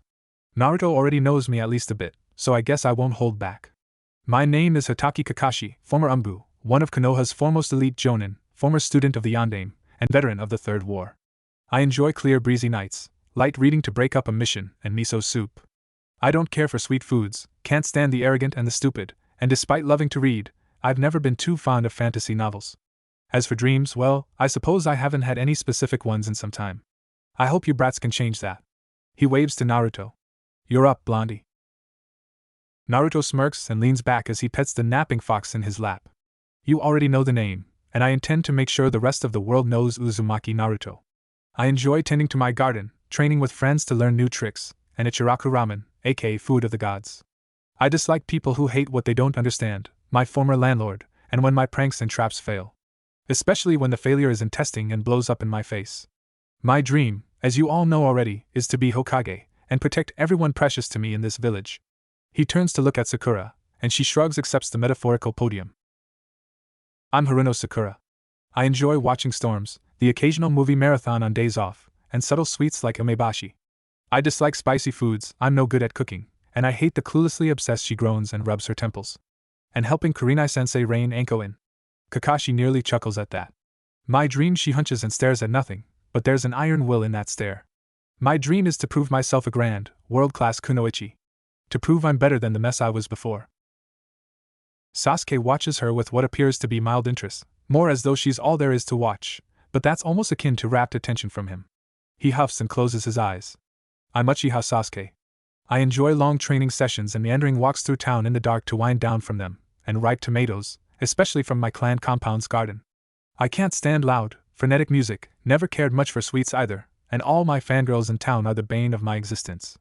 As consequence though, one of my most cherished possessions is the collection of photos Naruto took of them all running in fear and disgust from one of Naruto's pranks. He manages to smile a bit as he recalls the photos still sitting on his desk back home. As for dreams, not really a luxury I've had much of. Closest I have to a dream is being rid of all my fangirls for good, somehow, but that's an impossible one apparently. Besides that, I have an ambition to enact justice for my clan and end a certain sick bastard's life. While Naruto and Sakura are taken aback by Sasuke's grim tone at the end, Kakashi is hopeful. Justice rather than just killing him or vengeance. Seems those therapy sessions with Inuchi's student are going well. He has to strain not to smile at them. It's been so long since he's seen such a promising team, one he's certain he'll be proud of given they can pass his final test. Well, now that we're done with that, I'm afraid I'm going to have to put you all through one more test. At first, he receives a collection of confused stares, but Naruto's slowly overtaken by a predatory grin. I'm certain you're all going to be incredible shinobi, but I need to see whether you're worthy of being my genin. As such, I want you all to meet me at Training Ground 3 tomorrow morning, at 9 a.m. I'd suggest you all avoid breakfast. You won't want to just lose it all once the test starts. He almost breaks into a maniacal laugh, but quickly realizes that would be too much, and completely ruin the surprise. For now, he leaves them with a simple shunshin, disappearing without a trace and a faint ring of smoke and dancing leaves in his wake. Naruto pushes himself to his feet and stretches. So you guys want to celebrate with some Ichirakus? Sasuke pushes himself up with just his knees and keeps his hands in his pockets. I dunno. Kinda feelin' barbecue, actually. Sakura nearly leaps from her seat. Oh, that actually sounds really good right now. That place near the Yamanaka's shop, right? Yeah, I could go for that. Naruto chuckles and reaches back to pet Yoko. How about it, Kit? She yips in agreement and licks his hand. Alright, let's move. That night finds Naruto seated in Irika's, now his living room, slowly sinking into the couch as he pets the fox curled up in his lap. Irika sits across from him, reading an old, faded book with such a broken spine that he's clearly read it 100 times. As he finishes another chapter and sets it aside, he steps over and plops down next to his adoptive son. You know, I don't think I've ever seen you so quiet for so long. Worried about your test tomorrow? Naruto tilts his head back and stares at the ceiling. Not really worried. More of just trying to figure out the gimmick. He said he was sure we'd all be incredible, but he wants to be sure we're right to be his genin. What could he mean by that? Irika hums and closes his eyes, leaning back and folding his arms behind his head. Well, Kakashi's a complicated man. He has high standards and strong enough convictions to make him a potential Hokage when Hiruzen retires. What can you tell me about his genin team? Irika peeks over to his son and takes in his steely eyes, focused on some imperceptible data floating about in his mind. Well, I never got to meet anyone from his genin team. He sighs and crosses his arms, sinking deeper into the couch. Both of them died during the last war. If you'd want to know anything about them, you'd have to ask Kakashi, Guy, the Hokage, or well, I know Rin was indirectly related to the Inuzuka clan, and close to Tsum. Naruto nods and lets that sink in. He still doesn't know just how to deal with this, but he's one step closer to figuring it out. However the test begins will fill in the last few pieces of the puzzle, and then, it's all down to building the right trap. This is absolute bullshit. Naruto growls as he awaits their sensei, staring off into the open field as he sits atop one of the 3 wooden posts of Training Ground 3. The worn-down grass and packed dirt is surrounded by the village's usual dense forestry, and the black granite of the Kia monument stands out as a stark reminder, and Naruto's current point of interest. If Kakashi's teammates both died in action, then they're both inscribed on that stone. A reminder as he tests his own team. A way to steal his resolve in their names. Another piece of the puzzle that is the test they now await. We should have seen this coming after yesterday. Sakura growls as she channels chakra into a leaf, dew forming on it, and gathering into a small puddle at its center. So did either of you actually listen and not eat before he arrived? Sasuke grunts. Nope. That's just stupid. Even if we lose some of it in whatever this test is gonna be, we still need the energy. Naruto nods and pulls his legs up onto the posts, crossing them and propping himself up on his knees. Besides, that was a suggestion, not a command. How dumb does he think we are? He should know I wouldn't fall for that. And hell, after all the nasty things I've worked with for my traps and pranks, I doubt he'll be able to make me hurl with anything short of an earth-shattering gut punch. Sakura shudders and closes her eyes. I still can't believe you could turn into that disgusting of an old man. He snickers and grins wildly. I will cherish that prank for the rest of my life. Ditto. Seriously, Sasuke? Well, all eyes fall upon Kakashi as he appears standing behind the post a few feet to Naruto's left. I certainly don't have to worry about you all getting familiar with each other. Naruto chuckles darkly. Kakashi-sensei, you of all people should know that one of the most critical parts of pranking a target is studying them, and knowing how to make it personal. I take pride in stalking my targets until I can get their schedules down to AT and then turning their whole day on its head in a second. Kakashi shivers at the thought of that. Usually, shinobi aren't this twisted until they reach Jonin. If he weren't so loyal to the village, I'd have to worry about another Orochimaru. He coughs and forces himself back to his senses. Well, let's get to the point then. He raises a pair of bells. Your goal for this test will be to retrieve these bells from me before this timer goes off. He sets the timer on the middle post and cranks it to an hour. Those who do will graduate. Seeing as there's only 2 bells, one of you will be sent back to the academy. He almost smirks at Sakura's slightly unhinged expression, but Sasuke and Naruto change that fast. Sasuke appears to hone in on those bells like a hawk. Even without his family's fabled eyes activated, he can still bore a hole into your soul with that gaze. As for Naruto, he barely manages to suppress the grin forming in the wake of slotting this last piece of the puzzle into place. Well, shit. He's already figured it out.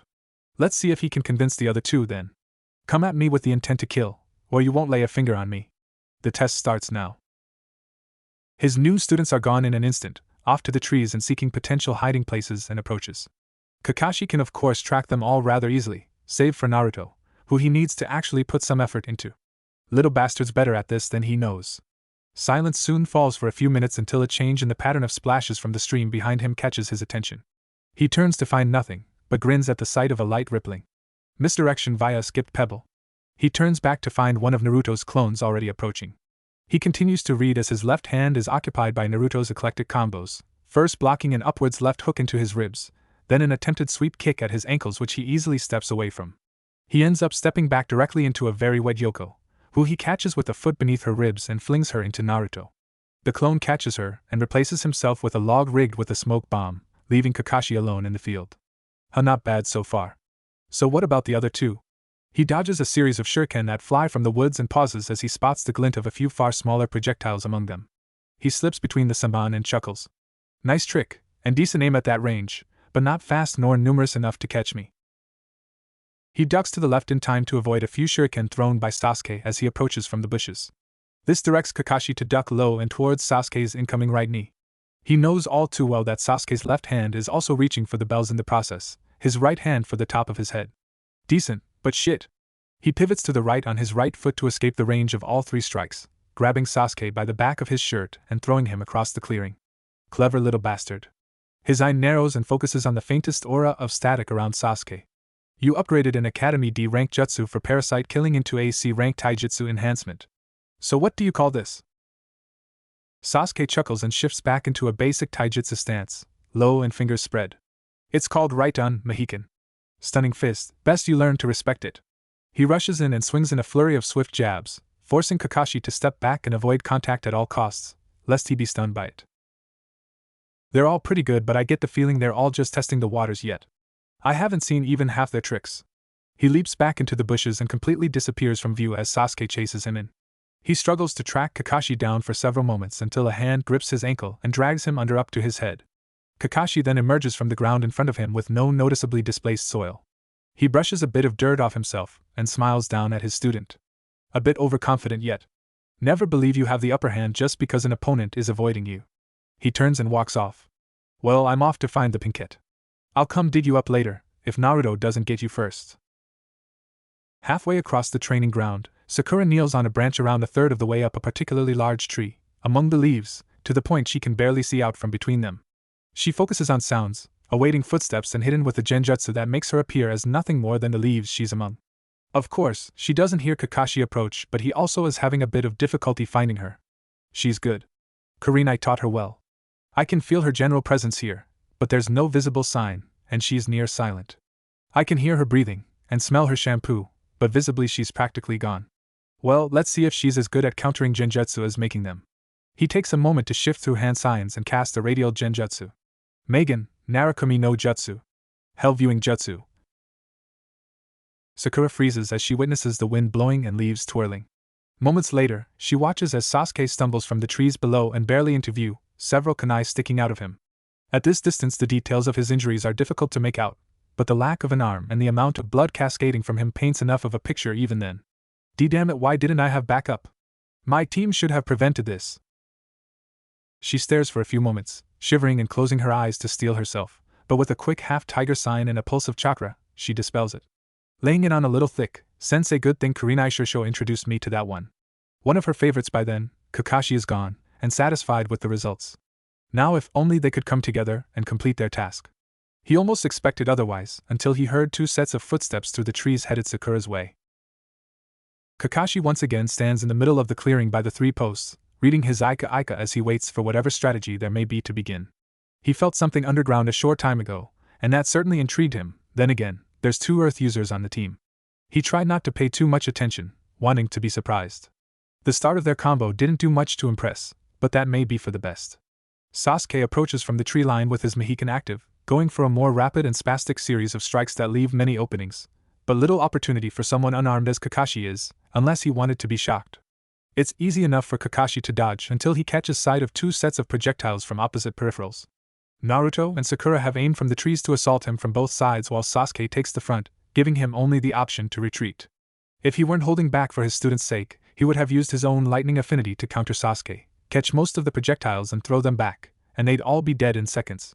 Of course, that's elite Jonin level combat. For Genin, they've already impressed him. For now, he'll see this strategy through.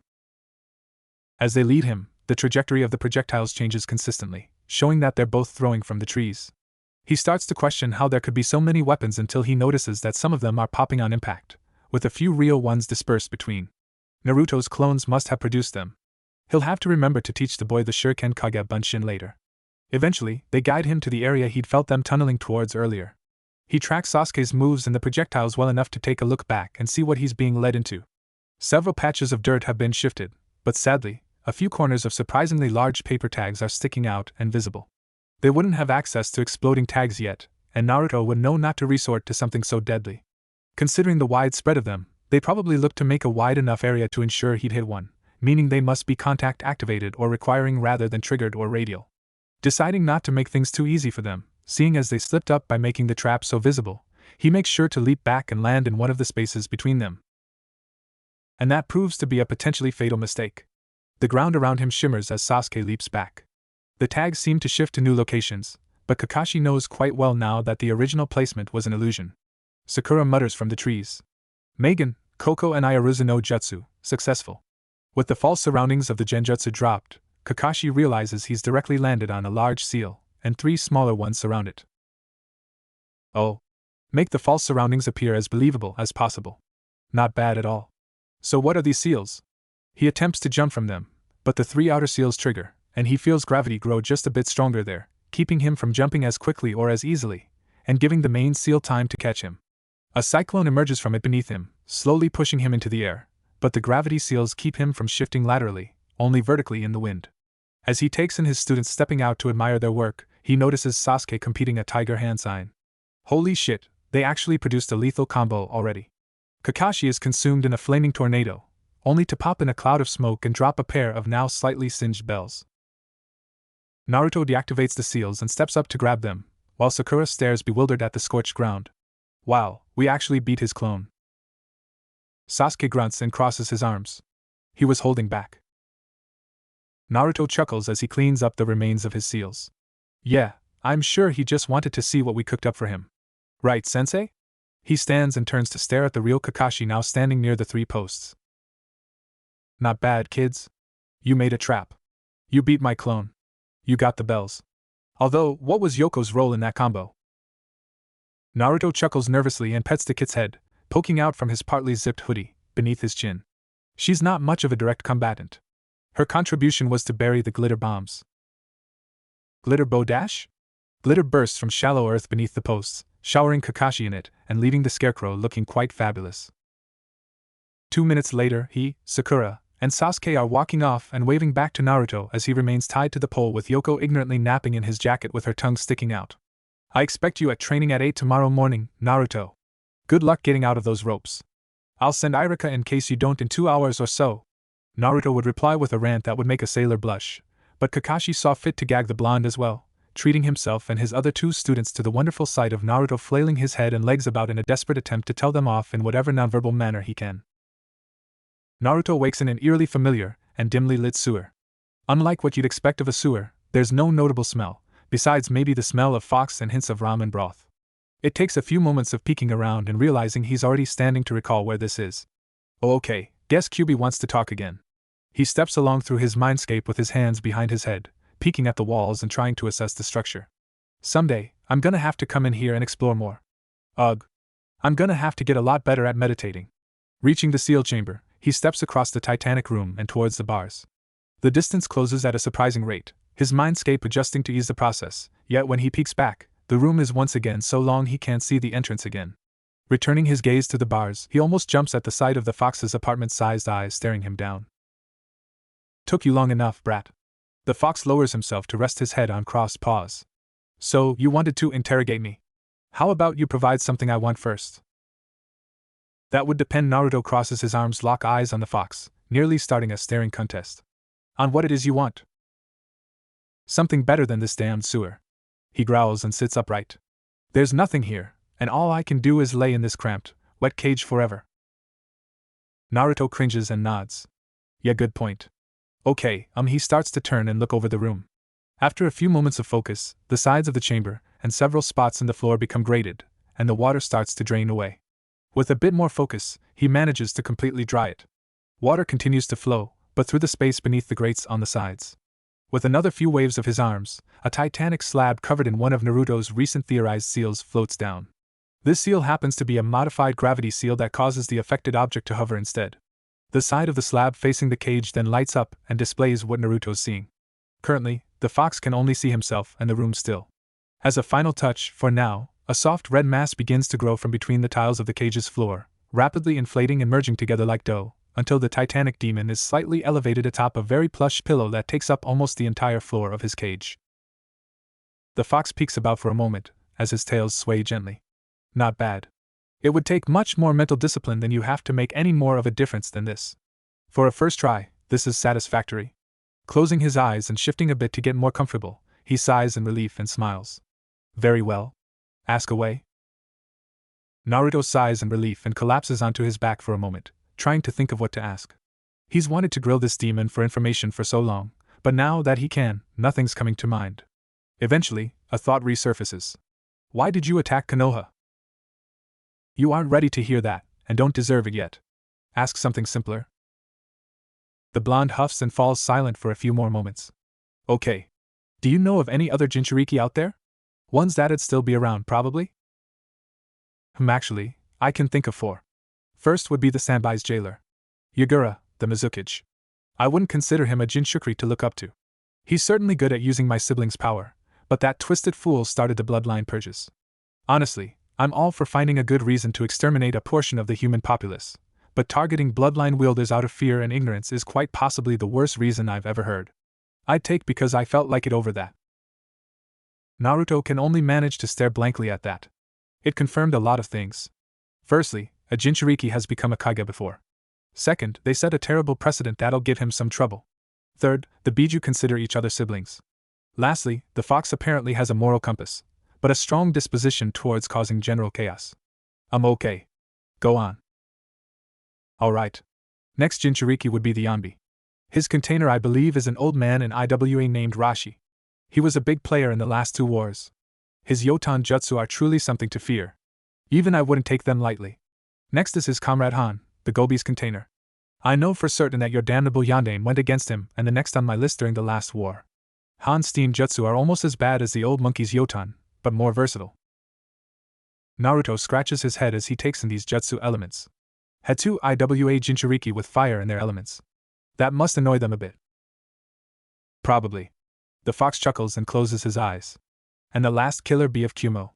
I have no idea what the Hachibi sees in him, but the union of their power is perfect. He can use my sibling's power flawlessly, and is most certainly one of the most powerful and dangerous men on this planet at this moment. He could take on any of the standing Kage and fight them to a standstill at the very least, and probably kill most of them. Silence falls as Naruto lets that sink in.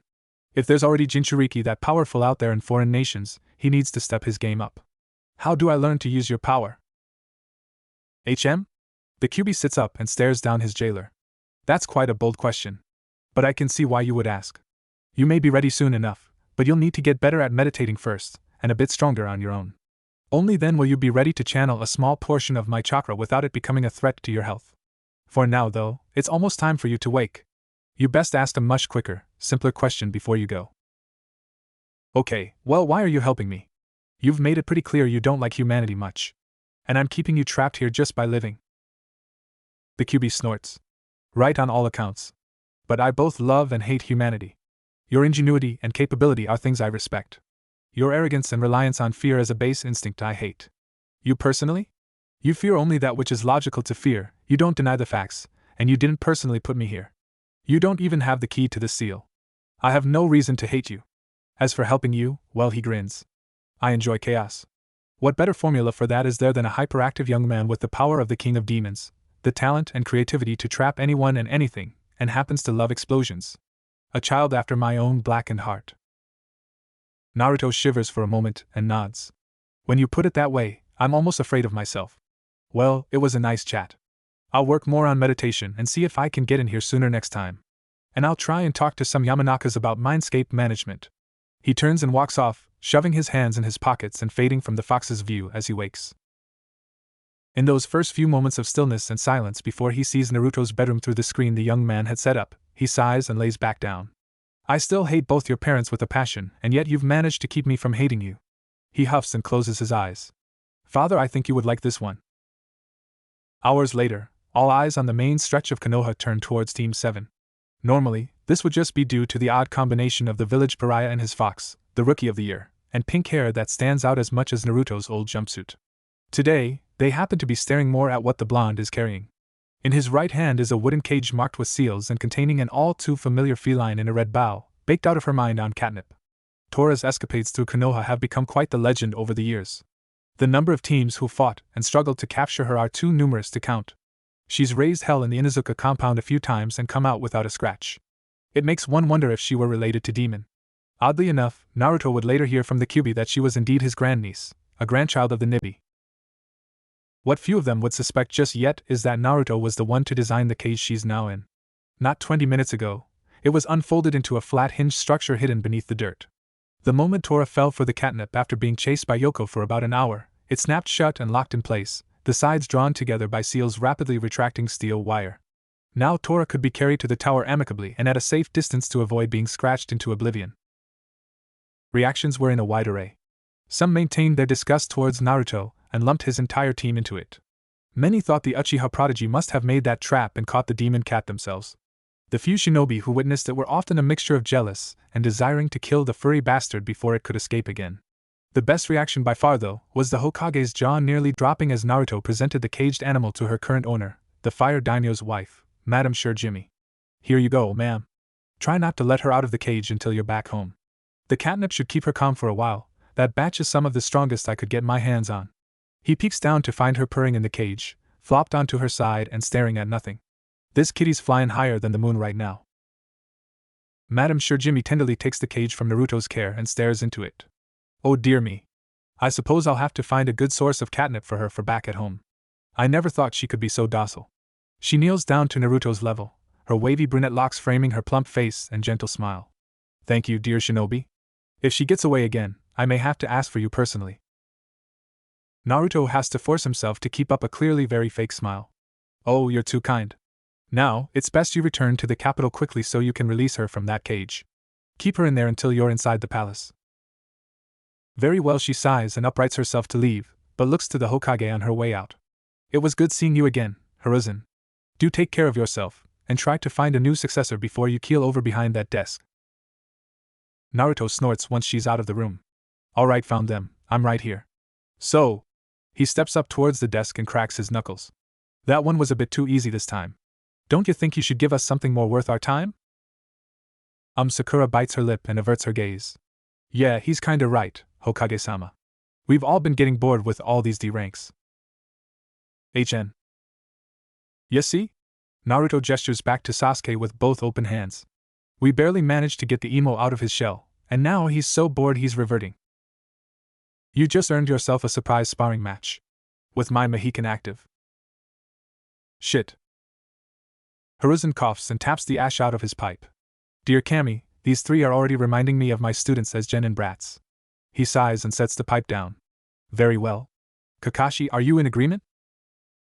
Kakashi slumps and nods. To be quite frank, Hokage-sama, these three have been complaining about D ranks since day one and working well above expectations. At first, I thought watching them suffer through D ranks like I had would be fun. For a little while, it was. He tries his best to ignore the death glares he gets from his students. He almost flinches when Sasuke's hand sparks. It stopped being fun about 2 months ago. They're more than ready for AC rank. Hiruzen closes his eyes and smirks. I was waiting to hear that. Well, I have just the client in mind. He reaches over to a seal on his desk to signal his secretary. She steps in a moment later. Please fetch Tazuna for us and bring him here. She nods and steps back out in silence. As she leaves, his eyes dart to Kakashi and meet his for just a moment, alerting him to pay close attention. Kakashi's eyes barely narrow. Really, Hokage-sama? Throwing them into the fire with a mission you suspect is falsely labeled? But why? As they wait, Naruto is rambling endlessly about who this Tazuna could be, what kind of profile he'll have, and the potential extravagance of this mission. Oh, what prepared seals should I bring? Which tools should I have on hand? How many exploding tags? Kakashi pales at the thought of how many a boy like Naruto would consider enough. He's cut off as the smell of alcohol hits him and he stalls, staring at the door as a drunken man in a brown tunic and straw hat wanders in, skin tanned and weathered to leather, decorated with a very unkempt and grayed beard and wide nose. He finishes another swig of sake and stares down to the trio of genin. Are you serious? These brats are guarding me? They probably couldn't even fight a raccoon, let alone a bandit. Naruto stares blankly, then peeks to his teammates, whose distaste for their charge's disrespect is clear as day. I think we should give him our credentials. They both nod and grin almost sadistically. Naruto replaces himself with the lamp behind Tazuna and places a finger to Tazuna's spine. Sasuke leaps up and lands on the ceiling, reaching a hand out and holding 2 sparking fingers towards him. Sakura then draws a few saban and throws them at his feet, landing harmlessly between his toes and into the leather of his sandals. Point taken. Tazuna gulps and slowly lowers his bottle, looking up to Sasuke as his hair starts to rise in response to the static charge by his head. Can you stop that, please? My hair is bad enough as it is. Sasuke nods and leaps back to exactly where he'd been, while Naruto replaces himself with the lamp again to return, and Sakura actually fades from view and reappears where she'd been. The saban are gone too. Kakashi can't help but muse at the brilliance of that. Actually throwing those at the client, even their feet, would have been too dangerous, especially for a genin. She's not that good yet, but a genjutsu can be used to very convincingly fake it. Hiruzen sighs and rubs the bridge of his nose. Team 7, this is Tazuna, an architect from Nami no Kuni. He needs an escort back to his home there so he may continue construction on a bridge leading to the mainland. Naruto nods and pinches his chin as he thinks, a gesture Kakashi quickly realizes he's picked up from his adoptive father. Little does he know, Minato often did the same. Simple enough. Naruto nods and peeks up to Tazuna. When would you like to leave? Oh, Tizuna stares at the young man for a moment. Something in his blue eyes speaks of mischief and pain on levels he could barely fathom. Tea tomorrow morning, around 9, preferably. Naruto nods and looks to his teammates. I'll have some seals to pawn off on you guys tomorrow when we leave. Dad's not gonna like how much coffee my clones go through tonight, but the results will be worth it. Hiruzen grins and waves them off. Go and prepare then, children. Tizuna, I assure you, you're in good hands. Go prepare and rest for the night. All three genin take that as their cue to leave, as does Tizuna. Kakashi and the old Kage remain. Hiruzen looks to Kakashi as his grin fades and softens into something subtler, but genuine. Jiraiya will be there. I may send a clone as well. Naruto's learning fast, Kakashi, and the biggest thing he's learned is the importance and value of a secret. He'll understand, and he'll know to keep silent. More so I think finding out now, and finding out he's already naturally on something so similar to his father's path, will inspire and motivate him further. This is a perfect opportunity to test his resolve. Just as well, it'll test Sasuke's willingness to work with Naruto instead of focusing on any gap there may be between them, and expose Sakura to some of the most difficult aspects of shinobi life. That girl may be good with illusions, but she seems to have one of her own regarding shinobi life still. We need to break that spell and be certain she has the strength to progress. Kakashi nods and averts his gaze, staring out the window as he watches his students wandering down the street and splitting up. It's not like you to take a gamble like this. You usually play things much safer. Why gamble now? Silence falls as Hiruzen internally debates on how to answer. Those three I know you see everything I do in them. But I also see more. You see your own team. I see my students. There's so much potential. But potential like that came at odd costs. You know how they all ended up. Jiraiya lost hope. Orochimaru let his craving for power turn him into a monster. Tsunade's bright future was cut short by losses she wasn't prepared for. And your team. Right, we need to make sure they don't turn out like we did. That I don't become another you. That they don't become another of my team, or yours. We can't let history repeat itself. That requires a few gambles to pull off. He turns and walks to the door, hands deep in his pockets. I'll follow your lead on this, then. Nami, huh? Iruka passes Naruto a plate of the pork cutlets he'd prepared for dinner, along with some risotto and, much to Naruto's chagrin, some asparagus. I was there once, when I was younger. Decent place from what I recall. Be sure to pick up a few souvenirs if you can, with some of your hunting money. Naruto nods and digs in, trying to get the asparagus out of the way quickly. I'll try, depends on how long Kakashi wants us to stick around there, really. He takes a moment when he thinks Iruka isn't looking to drop a piece of asparagus down to Yoko. She digs into it eagerly, as it's buttered and salted perfectly. Oh, and I'll be buying some extra coffee for you to replace what my clones are going through tonight. Iruka pauses and peeks up to Naruto from his plate. Your clones are pulling another all-nighter preparing seals for tomorrow, aren't they? Yeah, already working on it in my room. I'll get more of them on it soon. Iruka sighs and hangs his head. Of course. Well, at least you're planning ahead. Any seals in particular? Well, there is one. He grins. I figured, what rules say an object sealed in the scroll has to be unsealed from the same place. So I'm using an entire scroll, putting objects in on one end, having it contained in the middle, and the moment it's detected arriving from one end, it's unsealed on the opposite end. Iruka pauses as he considers the possibilities of that. How that's quite the trick. And because it only has to conform to the shape of the scroll, which he pauses and slowly turns to stare at his adopted son, which can be folded around corners and walls. Dear God, that's brilliant. Naruto's evil laughter echoes through the house in various stages and volumes throughout the night. At one point, his clones began a maniacal chorus at around 3 a.m., up until Iruka dispelled them all. Naruto's dreams were then graced with evil laughter from the Kyuubi as he got to witness the incoming memories.